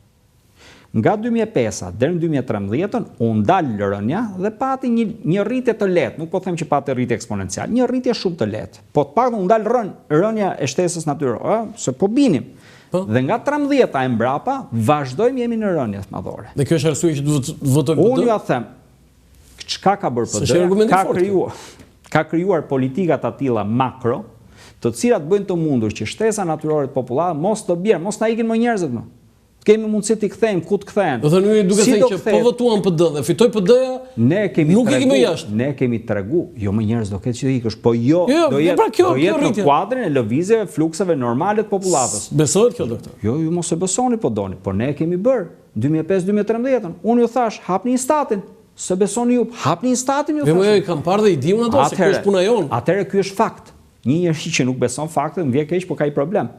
Me faktet janë kokforta, këto janë faktet. Pse vinë këto? Nuk vinë me një ligj vetëm, nuk vinë me një ministër vetëm, vinë me shumë politika ndryshme, cilat unë mendoj që duhet jenë të qëndisura rreth familjes. Çfarë është familja? Fillon me një çift, me një djalë, me një vajzë, të cilët duan fillimisht nga një çerdhe, blej një shtëpi. Sa i duhet një trio dhe një të reja sot në Shqipëri të blej? Tiranë, jo në zonat qendrore, jo në zonat e shtrenjta, zonë periferike. Sa vite u duan? Kanë treguar studimet ekonomike 70 deri 100 vjet. A është e mundur kjo? E bën dot ai akoma s'ka mendu ke fëmia. Jemi akoma deri ke shtëpia, nuk e blen dot, nuk të jep as banka kredi, se din që ti nuk punon dot 70 vjet. E ka shumë qartë, 25 vjeç, po e marr minimumin. Jese dhe 70 vjet, kur do punon deri 95 vjeç? E ket pamundur, nuk ta jep as banka kredin. Atëherë ç'a mundësish ka ky? e merr edhe nusën e vet, merr avionin, të besoj, po shkon në Gjermani. Kjo nuk më bën mua, doktori, që të votoj Partitë Demokratike se zgjidhja këtë vend e rregullon, voto për dona dhe un po ju them, lulëzon Shqipëria. Un po ju them shumë qartë ku kemi vajtur ne. Dhe si kemi vajtur dhe fal kujt kemi vajtur. Jo, doktor, që të jemi qartë, ju keni shumë drejt që për kritikat. Këtu nuk u vë. Jo, nuk u vë njëri në diskutim, nuk u vë ndryshim këtë. Kundër njerëzve, kundër shqiptarëve, sepse kjo është zbrazje shqiptare. Po pse i votojnë pastaj? Pse votojnë shqiptarët socialistë? Po ju a thash edhe një herë, je në kushtet e një vendi ku zgjedh të lira dhe të ndershme, ne nuk i kemi parë, kemi si luks. Nuk është e vërtetë kjo. Pra është si duam neve ta shohim. Okej, hajde ta shohim ashtu neve. Mund ta shohim ne ashtu. Ndërkohë rinia na hikën, thotë shifeni se doni juve. Ne ndërkohë po hikim, po shohim jetët tona në Europë, në Amerikë, kudo. Ku ikin njerëzit? Nga një vend që është mirë drejt një vendi që është keq, apo nga një vend që është keq drejt një vendi që është mirë? Me politika makro janë të gjitha. 3 emocione janë kushte për një popullat. 3 dhe vetëm 3. Frika, poshtrimi dhe shpresa. Varësi se kush dominon nga këto, se të treja ekzistojnë, po varësi kush proporcion ka dominancën, do bëj një kom të heci përpara ose mbrapa. Tek ne frika dhe poshtrimi janë emocionet kryesore. Dilni vërdall. Ju lutem regjia vendimin e përbashkimit të Tiranës? Nëse ngret shpresa, dhe kjo është detyra jon, kjo është ajo çka ju po më thoni. Pra e ngreni do të shpresën ju që mund ta bëni, ne kemi treguar që dim ta bëjmë dhe tani kemi detyrën për të ngritur shpresën dhe për ta treguar. Që për 25 të 6 janarit ne kemi filluar shpalosjen e programit dhe fytyrat që do të drejtojnë. Ka nis, jo nuk mjafton, duhet punë të rëndë. Çfarë punë erdhi, doktor? Jo, nuk erdhi. Doktor, erdhi data operacionit. Tashti, ju nga njëra krah më thoni në fushat bëhet më shumë, tashti unë ju thash. Jo, fushat është finalizimi, doktor. Unë ju thash. Doktor, finalizimi personalisht ju thash jam të rënd për ditë. Nuk erdhi. Për mua thjesht është një datë ajo. Unë jam për ditë aty duke fol me njerëz, duke u shpjeguar njerëzve si bëhet kjo, duke vënë fytyra, duke thënë që shëndetësia rreth parë, marr shëndetësinë se për nga këtu e nisëm do të pyes për ato. Jo, do të pyes për ato për shëndetësinë dhe për këto, po. Do ta pyesim shumë qartë, po neve nisëm programin dhe vum fytyrat, ja këta do ta drejtojnë. Do të pyes konkretisht për atë. Tani, ka ndodhur diçka sot në Bashkinë e Tiranës. Ju jeni antar i Këshillit Bashkiak dhe e njihni shumë mirë çështjen. Jo, këtu e keni gabim sepse i mbajnë gjitha të fsheta këto. Nuk i japin informacionet dhe Këshilli Bashkiak nuk ka asgjë në rendin e ditës që bën Partia Socialiste, që bën Romina Kuko, rendite, asnjë nga këto çështje këtu nuk i vën në rendite. Po mirë, Romina Kuko, se e kisha para 2 ditësh. Kryetare se Këshilli Bashkiak. Po jo tani që është kandidate në Korçë. Është kryetare e Këshillit Bashkiak. Jo, duhet t'japi dorë që si është kjo. Jo, ligji nuk vetëm kur merr mandat. Nëse ajo dëshiron, por nuk është në konflikt dhe mund ta mbajë. Nuk është në konflikt. Nëse ajo merr mandat, zonja Tabaku para jush. Jo, e kanë fjalën që ajo hiq dorë kur merr mandatin. Nëse aty ka detyrim ligjor. Ka detyrim ligjor. Detyrimi ligjor është nëse merr mandatin deputet. Që do ta marrë, se dieni time është në listë mbyllur apo. Po, është listë mbyllur. Prandaj bëra edhe unë pyetje. Zonja Kuka ka pas drejt se para 2 ditësh e kisha këtu dhe zonja Tabaku kishte gabim. Atëre, kemi një vendim të zonjit Veliaj, kryetari që është në Qeli, në burgun e Durrësit, që zonja Sara Koxhaj e urdhëron që të jetë ajo kryetare e Bashkisë Tiranës e komanduar nga nën kryetare. Në vend të zonjës Ristrani. Po. Kush është pyetja? Komenti juaj çfarë ndodh? Komentim, ju a them se çfarë. Po i bëj pyetje një antar i Këshillit Bashkiak. Jeni njëri më kompetent madje edhe se zonja Tabaku. Komenti im është shumë i qartë. Ne kemi ditur prej vitesh se çfarë ndodh në Bashkinë Tiranë. Ne kemi ditur prej vitesh aferat e Rion Veliajt. Ne kemi ditur prej vitesh me kë i bën ai. Jo, kjo s'ka lidhje kjo. Lutem, fokusojmë këtu. I kemi ditur këto prej kohësh dhe Rion Veliaj më 10 shkurt, mos është sakt, më 10 shkurt shkoi në arrest me burg nga prokuroria posaçme. Nga ky moment, në një mënyrë tejet antikushtetuese, del në path parë kryeministrin dhe hyn në Bashkinë e Tiranës.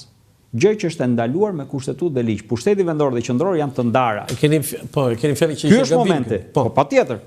Pra, pushteti qendror dhe vendor janë të ndarë me kushtetutë dhe me ligj. Pse? Se po të kishim neve një pushtet, ne pse do kishim zgjedhje të ndara me 2 vjet distancë njëra nga tjetra. Atëherë zgjidhshim kryeministrin, ky të mbronte 61 kryetar të bashkisë dhe mbaronte kjo punë. I quajshim drejtor, administrator, çfarë doni ju. Nuk e ka këtë kompetencë kryeministri. Kryeministri u fut aty për të marrë dhe për të zaptuar Bashkinë e Tiranës. Dhe interes është të shohim se si në bashki të tjera nuk ka vepruar në këtë lloj mënyre. Ka zbatuar ligjin, ka zbatuar kushtetutën, ju përmend rastin e Lushnjës, Dibrës, Kuksit, Himarës, Lushnjës, Kavajës, po t'i hyni këtu, do shifni që ai ka vepruar shumë qartë duke shkarku kryebashkiakun detyrë, kur ka qenë, apo duke i kërku dorëheqjen, patjetër vendoset dikush në detyrë, po kujdes. Dhe ai ishte gabim. Po jo është gabim, është antikushtetueshëm. Nuk ekziston. Si rregullohet? Dhe nuk është parë askund se si kjo u vendos. Në këto momente, thot ligji shumë qartë, unë mund t'i përmend, po si kam qefton gërma ligje, po detyrohem t'i lexoj për shkak detyrës. Sigurisht. Organi përfaqësues është Këshilli Bashkiak. Do të thotë Romina Kuko mbledh Këshillin Bashkiak, dhe e hedh për diskutim se kush siç kemi precedentin e Imarës. Mund të ishte. Siç kemi precedentin e Imarës, se atje u mori vendimin. Ja, si bëhet. Dhe u vendos një e komanduar. Mund të ishte fare mirë, po zonja Aristani. Nuk po i heqim emrin, nuk kemi diçka me emrin specifik. Jo, dhe Partia Socialiste mund ta bënte pa probleme. Absolutisht, se ka shumicën në Këshill Bashkiak. Nuk kishte asnjë problem këtë drejtim.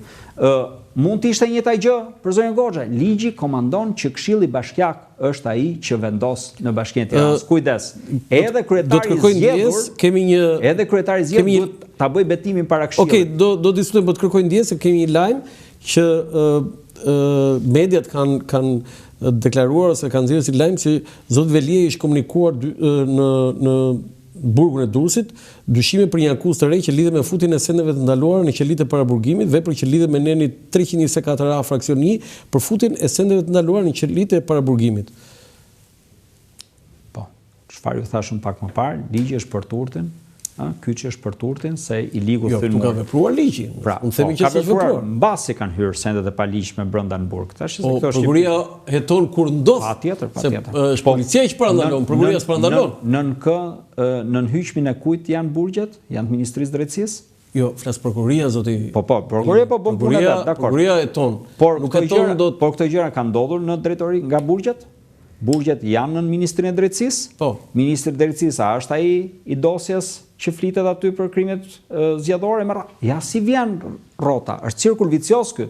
Rikthehemi këtu. Rikthehemi këtu, të kërkoj ndjes. Por çdo e përcakton ligji shumë qartë që në momentin kur ka më shumë se një nënkryetar Këshilli, kryetari i bashkisë, caktimi i kujt është në detyrë përcaktohet me shumicë votash nga Këshilli Bashkiak. Po, shihni ju në një vendim të Këshillit Bashkiak këtu? Jo, është i kryetarit. Atëherë, iku kjo pjesë. E para gjë, e dyta gjë, ju e dini që sido që tjetë, se në dieni time edhe kjo është hedhur poshtë nga kryeministri dhe është shkarkuar edhe sekretari i përgjithshëm. Shumë saktë. Dhe ka emëruar një të tretë akoma. Jo, ka marrë urdhë dhe policia bashkiake që to mos lejohen që të hyjnë në godinë. Po kjo? Kryeministri fut durët direkt në pushtetin vendor. Se dhe kjo nuk është e saktë me procedurën. Do duke thënë që as kjo zot Velie, as kryeministri nuk janë të kryeministri ka ndaluar me kushtetut. Po zot Velie, këto mund ta zgjidhen me Këshillin Bashkiak, se do vetë një dikush në drejtim të Jo, e kanë fjalë vetë zot Velie nuk ka drejt thonë ju? Ai mund ta delegoj, por çështja është që ai është brenda në burg, nuk është thjesht që ka shkuar me udhtim 2 javë. Ai ka delegoj, ai është në rregull pasi? Jo, sepse Këshilli Bashkiak ai që miraton. Ku është? Do të ju duke thënë, mbas kësaj duhet të kaloj për miratim. Të gjithë organet ekzekutive, të gjithë projekt vendimet. Po mirë, ku e dini ju mund ta çojë? Po ju mund ta çojë. Po s'është sot, ai thotë ka hyrë në fuqi këtu. E shef aty, fillon më datë 19/3. Sa është data sot? Është 20/3 sot? Ku e ke ku e ke pika 2? Periudha ushtrimit kompetencave deleguara. E keni aty të shkruar? Po. Është data 20 sot? Sot është 20. Atëherë. Po jo, po kjo është datës 18. Po ta ketë bërë kudo. Sot datë 20, Këshilli Bashkiak nuk është mbledhur, nuk ka diskutuar. Dje, nuk është mbledhur. Por të mbledhet urgjent tani, mërgjysore, gjithë Tirana. Nuk ka si problem. Bëhet kvorumi, shkojmë, diskutojmë, vlejmë që t'i vejmë një paktën një kryetar të komanduar që Tirana të ketë mundësi të ecë. Jo, e kemi precedentin thuaj që kemi marrë. Po patjetër më. Po patjetër se s'do ta lejmë Tiranën. Jo, është transmetuar dhe live ajo, prandaj po them se ta lejmë Tiranën që t'i bllokojnë shërbimet. Do të thënë, me pak fjalë zoti Ali Mehmeti, ju jeni duke thënë që deri tani, do të thonë zoti Velia është në rregull. Kjo është luftë ndërmjet Veliajt dhe Ramës. Kush fiton? E para, po tash e dim kush është në burg. E para, pushteti qendror s'mund të hyjë pushtet vendor se është antikushtetuese, këtu është një gabim flagrant madhor dhe një precedent i tmerrshëm, sepse tash çdo kryeministër nesër, kur ti teket, kap një kryebashkiak, shkon, heq, vën një tjetër aty, siç e ka kjo. Jo, janë pushtetet ndara. Dhe është problem shumë i madh. Ky është problem shumë i madh. Ju e dini, dje është arrestuar kryetari i Bashkisë Stambollit. Po. Një ngjarje, dakor, nuk po i hy specifikave, por është arrestuar. Nëse kryeministri apo presidenti e tjerë, pra pushtet qendror, fillon dhe komandon kryetarin e bashkisë, është problem madhor. Është ndërhyrje direkte. Pushteti qendron pushtet, nuk mund ta bëjë, nuk ka asnjë rast në të gjithë Europën që të ndodhë diçka e tillë. Ka organ, është Këshilli Bashkiak. PS-ja e ka shumicën. Ulet aty, thot, zonja Sara Goxhaj propozohet kështu e ashtu, ngret kartonin, votohet dhe mbyllet. Pse është kjo frika që e madhe për ta bërë këtë gjë? Sepse kjo është lufta politike ndërmjet tyre dyve. Sepse Rama, Bashkia e Tiranës, nuk është se e do për gjë tjetër, e do vetëm për hallin e vet. E do për mandatin e tij, kaq shef ai, sepse do të përdorë si armë elektorale. Nuk thotë që do e përdor për pastrim, administrim apo për reforma, zgjidhet shumë thjesht. Jo, si zgjidhet kjo? Ja ju them unë. Kushtetuta ligji parashikon shumë qartë që nëse një situatë e tillë ndodh në një periudhë më shumë se 6 muaj përpara zgjedhjeve të rregullta, shkohet në zgjedhjet parakoshme, se zgjedhja është politike, janë persona politik, nuk janë drejtor. Para se të shkojmë atje, sepse jo ka disa gjë, nuk ka asgjë tjetër mes. Jo, ka disa afate të tjera, e ka thënë. Ju a them unë. Nuk ka asnjë rrugë tjetër për të rregulluar këtë pjesë që parashikon ligji dhe kushtetuta përveç zgjedhjeve të parakoshme. Pastaj nuk ka asgjë tjetër mes. Mund të menduar këtë zoti Rama dhe KQZ-ja, sepse mund të bëhen zgjedhje të tjera. Po ju a them unë. Po do bëhen më patjetër. Sepse kemi disa bashki të tjera, kam fjalën. Po patjetër. Do bëjmë bashkë. Po patjetër më. Se s'ka ligji dhe kushtetuta nuk të ofron zgjidhje tjetër përveç kësaj. E vetmja gjë, atëherë, Velie i bën mandati në 3 mënyra. Përveç dorëheqjes vet. Pra nëse ai dorëhiqet vet, po nuk e ka aq burrë, kështu që nuk do ta bëj. E para është kryeministri e shkarkon për shkelje të ligjit, shkelje të rënda të ligjit dhe të kushtetutës. Ja ku është. Pa ai është vetëm shkelje të kushtetutës nga krau tjetër, duke ndërhyr. Nuk shkarkon këtë dhe ndërhyn e merr për veten e vet. Po. E dyta është një vendim i formës prerë i gjykatës që e dënon, por këtë e dim që në Shqipëri këto vendime dhe këto gjyqe zgjasin me vite, kështu që kjo nuk është një çështje që banorët e Tiranës i ndihmon në kohë. Dhe e treta, mbas 3 muajsh mos paraqitje të pandërprerë në detyrë të Veliajt, bie mandati automatik. Këshilli Bashkiak mblidhet dhe i çon kryeministrit për shkarkim të kryetarit bashkisë 3 muaj. Është detyrueshme kjo. Është pika 3 e nenit 62 ligjit 139/2015, ta lexoj se jam bërë jurist tash, çfarë do bëjmë? Në politik jo vetëm politik. Bërja është ligje. Po ja, shihni ligjet se si zbatojnë. Problemi është zbatimi në Shqipëri, nuk e ligjet i kemi shumë të mira, ja po ja citoj un ligj. Ligji është shumë i mirë, shumë i qartë. E dini kur i bien 3 muaj nga të pandërprera? Si i bie kur? E keni ishte në 10 shkurt apo jo? Po? I bie 10 maj. Një ditë para zgjedhjeve. Kështu. E keni vënë re? Do të thënë kirurgjikale që nga? Mund të jetë rastësi. Po kirurgjikale që nga? Mund të jetë rastësi. Po mund të bie edhe kështu. Ja ta flasim. Era rrezik e djegur. Hajde ta komentojmë ne këtë. Por ne dim që 3 muaj tek shtëpia ime të paktën nga shkurti në maj, 3 muaj janë. Data 10 me datën 10. Zgjedhjet janë me 11 maj, 3 muaj bin datë 10 shkurt. Në 10 maj, 10 shkurt në 10 maj. 10 shkurt 10 maj. Ne ama duhet ta shohim këtë nga një këndvështrim tjetër. Ne mund të shohim nga hallet e Veliajt, hallet e Ramës, ne do shohim nga hallet e qytetarëve. I gëzuar që Erion Velia është Kujdes. Unë nuk ja uroj askujt burgun. Kush e ka bërë këtë punë ja ka bërë vetes dhe do paguaj dënimet dhe haraqet të asoj që ka shkaktuar vetë. Ai dhe jo, se kam parë njëherë në zoti Ali Mehmeti të Partia Demokratike shampanjë, kanë hapur shishën e shampanjës. Secili ka drejtën antinjerëzore kështu. Secili ka drejtën reagojë në mënyrën e vet. Jo, unë them Partia Demokratike, po. Unë heci me parimin që unë e mendimin tim nuk kam problem ta jap, po nga krau tjetër nuk paragjykoj mendimin e tjetrit. Kujdes, mua më intereson kur dikush ka një detyrë, se si një qytetar i thjesht shfaq një emocion ti, unë s'kam asnjë problem me këtë. Ku është problemi jon ama? Sido që të shkojnë këto, jo Ristani, jo Goxhaj, se tash i flitet për një të tretë, që pas ka qenë ish nën kryetare e bashkisë, pra ndoshta as në detyrë, pra flitet për një tretë akoma. Për jashtime sekretarësh të përgjithshëm etj etj, në fund fare këto neve nuk na interesojnë këta. Ne na interesojnë punët e Tiranës dhe qytetarëve të Tiranës. Kujdes. Kushdo të caktohet, se do të caktohet dikush që do e marrë përkohësisht në drejtim Bashkinë e Tiranës. Nuk ka kompetencat e plota të një kryetari të zgjedhur. ka vetëm kompetenca administrative bazike. Ne nuk e kemi hallin a marrin rrogën. Ku ndryshon ai nga Po ja, pra ju e them, nuk kemi hall thjesht a marrin rrogë dhe të paguhen drita dhe ujë i institucioneve, apo të merren akte bazë. Por shërbimet. Ato që janë reforma madhore nuk i merr dot një kryetar i komanduar, se nuk ja lejon ligji. Dhe për këtë duhet një kryetar i zgjedhur politikisht. Ky është ligji. Që do të thotë, e vetmja zgjidhje, duam apo s'duam ne, është Këshilli Bashkiak përkohësisht, po janë zgjedhje parakohshme. Kujdes, jo për këshill, sepse nuk është karku këshilli. Mandati i këshilltarëve bashkiak vazhdon deri në përfundimin e tij. Nuk është problemi i këshillit. Pra nuk është si parlamenti, shpërndahet parlamenti. Nuk është problemi i këshillit. Është vetëm kryetari. Vetëm kryetari. Zgjedhjet parakohshme, siç u bën, po jo më ajo në Kuks. E kemi pas skandalit që ndodhi në 2023. Po në Shkodër, në Shkodër, në Shkodër skandalin qershor, në shtator u zhvilluan zgjedhje apo jo? Të 2023, ja ku është kjo shpejt, apo ndodhi ripërsëritje zgjedhjesh, po themi Rrogozhin, apo mund t'ju marr shembull sa doni. Por neve kemi detyrë të kapërcejmë këtë periudhë krize, por kjo duhet të jetë periudhë e shkurtër. Se po është e gjatë kjo, pasoj shumë. Dëmtohet, keni parashikoni që të ketë probleme të Tirana? Ju a themon. Veliaj, edhe kur ishte jashtë, realizonte për investimet nga 1/3 deri në gjysmën e investimeve që parashikonte vetë në buxhet. I ka të faktuar, se na sjell vetë projekt buxheti, e firmon se vulos vetë, kështu që e kemi të faktuar me dokument. Ka realizuar vetëm 37% investime në 2021-shin, vetëm 34% investime në 2022-shin, në 2023 ishte vit zgjedhor, e kujtoj, vendor, vetëm 50%, pra edhe këtu që me demek i shtoj gjysma u bë, dhe në 2024 ishte më pak se mesatare këtyre 3 viteve bashkë. 10 muajt e vonë ishte vetëm 26% nga janarin tetor. Pse? Nuk është aty me këto mend ai. E dini sa është realizuar nga krahu tjetër, sa përqind është realizuar incineratori, që s'ekziston fare? 100%. Pra investimet për Tiranën 34%. Incineratori 100%, ai që s'është fare aty. Duhet ta kuptojmë ne këtë gjë. Pra nuk është sa ai u fut brenda ta shtin ngelën investim. Kështu kanë qenë me vite. Kam një pyetje zoti Ali Mehmeti.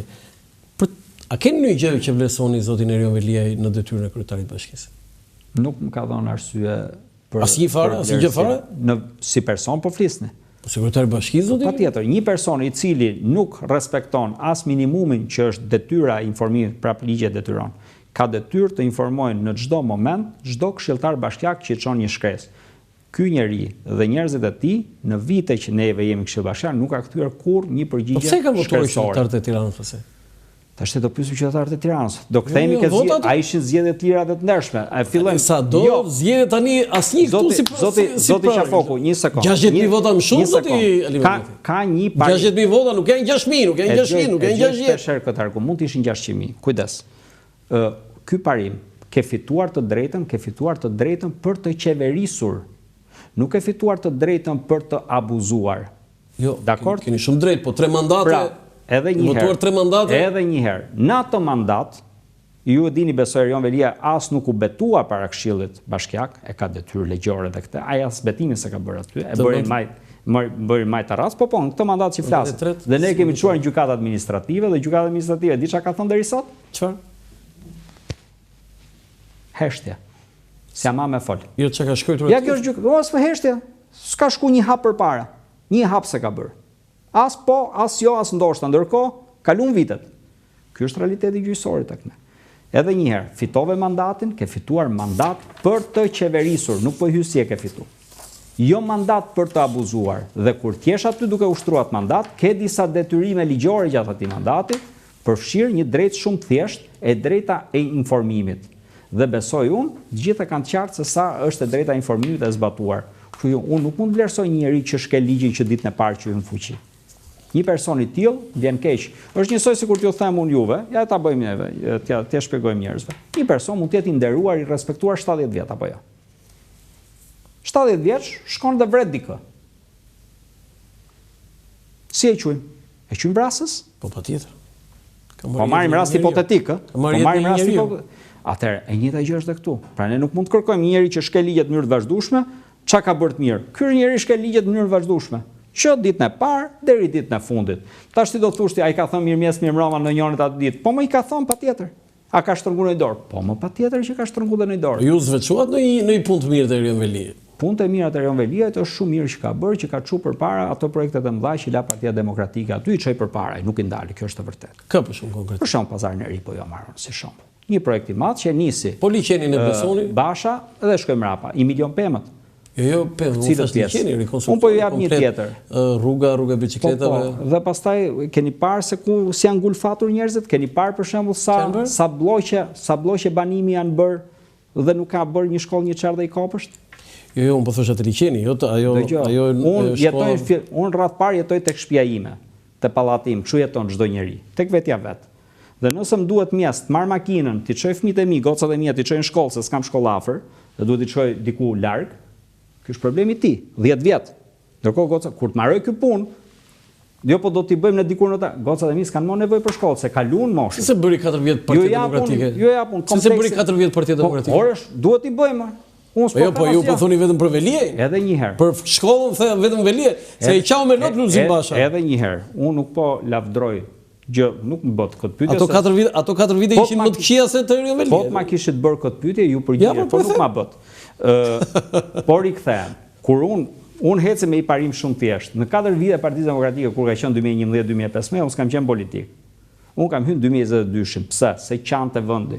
Qante konceptet. Ore, nuk mund bësh do ta marrim si një si qeliza. Politik ishte në moment më të keq Partisë Demokratike. Jo të Partisë Demokratike, po edhe të vendit, sepse ishte epidemia, po vrave opozitën, po vret vendin. Jo, epidemia dhe ju keni spikatur. Ajo është kontribut social. Po është kontribut profesional, po i shërbeve komunitetit, zoti Ali Mehmeti. Por ju përgjigjem dhe për këtë, nuk ka asnjë lloj problemi. Çdo njeri që bën blloqe banimi thjesht për banesa dhe nuk mendon për shërbime dhe nuk mendon për arsime, nuk mendon për rekreacione të tjera, por në kushte të afërta, nuk e ka bërë punën e vet siç duhet. Po ja them shumë qartë, kushdo qoftë si do e pas të emrin. Unë gjithkohës gjatë gjithë bisedës ju thash, nuk kam bërë diskutime siglash. Por ky njeri këtu, cili ngren vetëm godina shumkatëshe dhe nuk mendon që këtu do ketë çifte të reja, do ketë familje, do kenë fëmijë, ku do të çojnë çerdhe? Shkoni pyesni Astirin, shkoni pyesni liçenin e Thatë, shkoni pyesni Mangalemin, ke njësia 1, pyesni shumë zona. A e dini ju që mbi 30% e trafikut ditor është pikërisht vetëm nga njerëz që detyrohen të marrin fëmijët, t'i çojnë në çerdhe dhe kopshte dhe shkolla larg. Se janë larg. Prandaj e bëjnë ato. Vini re kur ditët kur s'ka shkollë, se ka ditë pushim që janë ditë pune, po marrin qershorit, për shembull, apo kur shkolla bën pushim, vini re si lehtësohet trafiku. Pse ndodh kjo? Se ka aq larg sa që ai fëmijë nuk shkon dot në kamp. Po ta kishe menduar të kishe bërë kalkulime si po për këtë i duam neve, për punë të vështira i duam. Pa për punë të lehta i bëjmë gjithu, i bën dhe vajza ime. Jo erdhi keq që nuk kalkulime duhet bëj. Nuk fituat garën për të qenë ju kryetari i bashkisë? Po unë mendoj që gjithkush që nuk fiton një garë nuk është se ndihet i lumtur. Kjo është patjetër që s'diskutohet, por nga krau tjetër mbetem ke një forcë që mendon që t'japi ndryshim. I qoftë do të bëhen zgjedhjet pjesëve, do vini kandidaturë sërish? Do ta diskutojmë. Me kë? Po do ta diskutojmë me grupin e gjë, shive. Unë nuk mendoj që një njeri shkon vetëm me mendjen e vet. Ka një grup përfaqësues, ka një bazë, ka disa njerëz që edhe mendojnë mund ta bëjmë apo s'mund ta bëjmë. Na përfaqëson ti neve apo jo këtu. Rikthesh pyetjeve bazë. Unë besoj që demokracia nga poshtë lart, si rrëdhoj, shkoj dhe pyet. Çfarë premtimi i bëni elektoratit tuaj këtu në Tiranë për të zgjedhur deputet? Më kryesori. Shive. Fytyra është më kryesore. Ata e ke se e ke treguar, doktor, po në një gjë konkrete. Jo, ti je nga ata personazhe që i ke mbaruar këtë punë. Parlamenti i Shqipërisë ka të bëjë me bërjen e ligjeve të mira. Kaq është legislativ parlamenti. Çdo lloj gjë të thënë njerëzit e tjerë, Ata janë tërë shumë doktor, urdhon si urdhon. Mirë, pra aty ja ka qellu. Edhe PD-ja. Ja ka qellu dikush që nuk është ashtu. Ti do kundërshtosh Partinë Demokratike nëse mendon? Dua ligje të mira. Doktor, edhe një herë po të them, nëse ligjet nuk janë të mira. Po, ti do kundërshtosh edhe forcën tënde politike? Unë ligjet që s'janë të mira, më vjen keq them se janë të mira. Do të përjashtoj nga partia, doktor? Ligjet që s'janë do të përjashtoj nga partia, por to po për ndryshe po na përjashton nga Shqipëria. Roland, po na përjashton, po na heqin gjithë nga Shqipëria, gjithë rinin. Kur merr vendim partia, edhe një herë. Forumet e brendshme, ka forume, ka grupi parlamentar për shemb. Ky është forumi i deputetëve. Dhe aty ka diskutim, apo jo. Neve diskutimet tonë kena i të mirë i bëjmë transparente dhe flitet për ne, se këto tjerët s'janë banë me folë, jam me dyrë të mbyllura. Dhe aq transparente nuk i bëni. Po i bënë në flas. A jemi duke diskutuar në këtu, s'e kam problem, unë jam media dhe po i them. Në forum dhe flas, në forum. forumi diskuton dhe merr vendime. Siç janë për shembull, po ju marrën të fundit vendimet e Këshillit Kombëtar për udhëzimin e primarëve. Pati diskutim të fortë aty. Pati diskutim. U mor një vendim ama nga shumica. Pakica nuk mori dot vendimi që donte vetë, se ishte më pak. Ama i takon të shkojë në linjë dhe të vazhdoj këtë lloj fronti me vendimin e shumicës. Por kjo s'do të thotë që s'mund ta thotë mendimin e vet ndryshe dhe ta diskutoj atje ku duhet. Po e rëndësishme është kuptojmë një diçka. Po? Se unë verej diçka që shoh në terren 1, 2, 3 shoh njerëzit këtë atë. Parlamenti është organ legislativ. Organi ekzekutiv është kryeministri dhe ministrat. Këto janë organi ekzekutiv. Këta bëjnë gjëra në kuadër e ligjeve që miraton parlamenti, por nuk është deputeti që ta zgjidh këtë gjë. Ai mund të flasë për problemin tënd dhe të mendojë se si neve mund ta zgjidhim. Po si do ta thyesh këtë kur ti do jesh deputet? Si do ta thyesh këtë? Po jo, kjo është gënjeshtër që në fillim. Kjo është gënjeshtër që gjithë ato që bëjnë do të bëjnë. Çfarë premton ti atyre pasaj qytetarëve? Unë po të vërtetoj të vërtetën. Çfarë po flasun këtu ka ju? Po ju themi një gënjeshtër. Jo, kur i takojnë qytetarët atje që shkon në shtëpi, ku bën ato tubime. Ne jetojmë të gjithë në një gënjeshtër të madhe, ku njerëzit merren me një kryeministër apo kryetar partish aty që hedhin batuta nga larg me shpotije me tjerë me radh, kur unë njerëzve u them vetëm një kaq, hap derën e shtëpisë, shkon në shtëpi, kur të shkosh, je në shtëpi xhanëm tash që po na dëgjon, po ndoshta je edhe në një vend tjetër. Shkon në shtëpi dhe shif çunin gocën, nipin besën i kanë në shtëpi apo të kanë hik. Kaq, shif ke shtëpia jote, kush si u bë kjo? Tu shpopullu vendi, hap derën e frigoriferit. Shtëpisë tate. E ke ashtu siç mendojnë që duhet ta kishe pasur? Fut dorën në xhep. Nëse prek astarin, mendoj edhe një herë, çfarë je duke bër? Mos beso këto janë gënjeshtra të mëdha që të heqin mendje, janë si ato truqet prestidigitatorit që të bën këtë lojën këtu, ndërkohë ta ka hedh nga krau tjetër. Jo, njerëz me mend kokë. Unë këto them njerëzve. Ku e ke çunin? Dikush më thot në Angli, dikush më thot në Itali, dikush fatmirësisht më thot. Jo, problemi është ti ja u kthen. Po të vishin pushtet? Fatmirësisht e kam këtu. Unë jam vetë një person i cili jam këtu në 2006. Jam vetë një person i tillë. Kështu që ju a them shumë qartë, po mundësia është, patjetër që është. Pse ama? 3 gjëra. Frika, poshtrimi, shpresa. Duhet ulim frikën dhe poshtrimin dhe duhet rikthejmë shpresën. Te kemi detyrë ne. Po nga krau tjetër, kush ta shkaktoi frikën dhe poshtrimin, prapë kemi detyrë ne me thënë, ta ju a shkaktuan. Doktor, kemi ardhur në fund të bisedës, unë do doja vetëm një mesazh për si rodhi shpejt, një mesazh për gjithë ata që ju ndjekin, që është një mesazh për elektoratin tuaj, për pse ju duhet të votojnë. Unë mendoj që neve folëm gjatë. Pse duhet votojmë mua, pse duhet votojmë partinë? Pse duhet votojmë ty? Po ty doktor, unë prandaj të kam ftuar ty. Në radh parë votoni ndryshimin, se kjo është e rëndësishme. Rotacioni është kyç. Pastaj unë kam për t'ju ofruar këtë zemrën time, këtë faqen time dhe të vërtetën time. Pastaj e vërteta dhëm në disa raste. Dhëm. Edhe ke doktori, dhembi disa procedura, po bëhen për të shëruar. Kaq? Unë mendoj që njerëzit e kanë shumë të qartë mendjen e tyre në zemrën e dinë shumë mirë se ku qëndron e vërteta. Pastaj hyn mekanizma tjerë. Të falenderoj shumë doktor. Faleminderit juve. Kënaqësi. Kishim doktor Ali Mehmeti dhe përpara tij dhe zonjën Jorida Tabaku, përfaqësues dhe kandidat Partisë Socialiste në qarkun e Tiranës. Ky është emisioni im për sot nga Ura Lançafoku. Mirupafshim.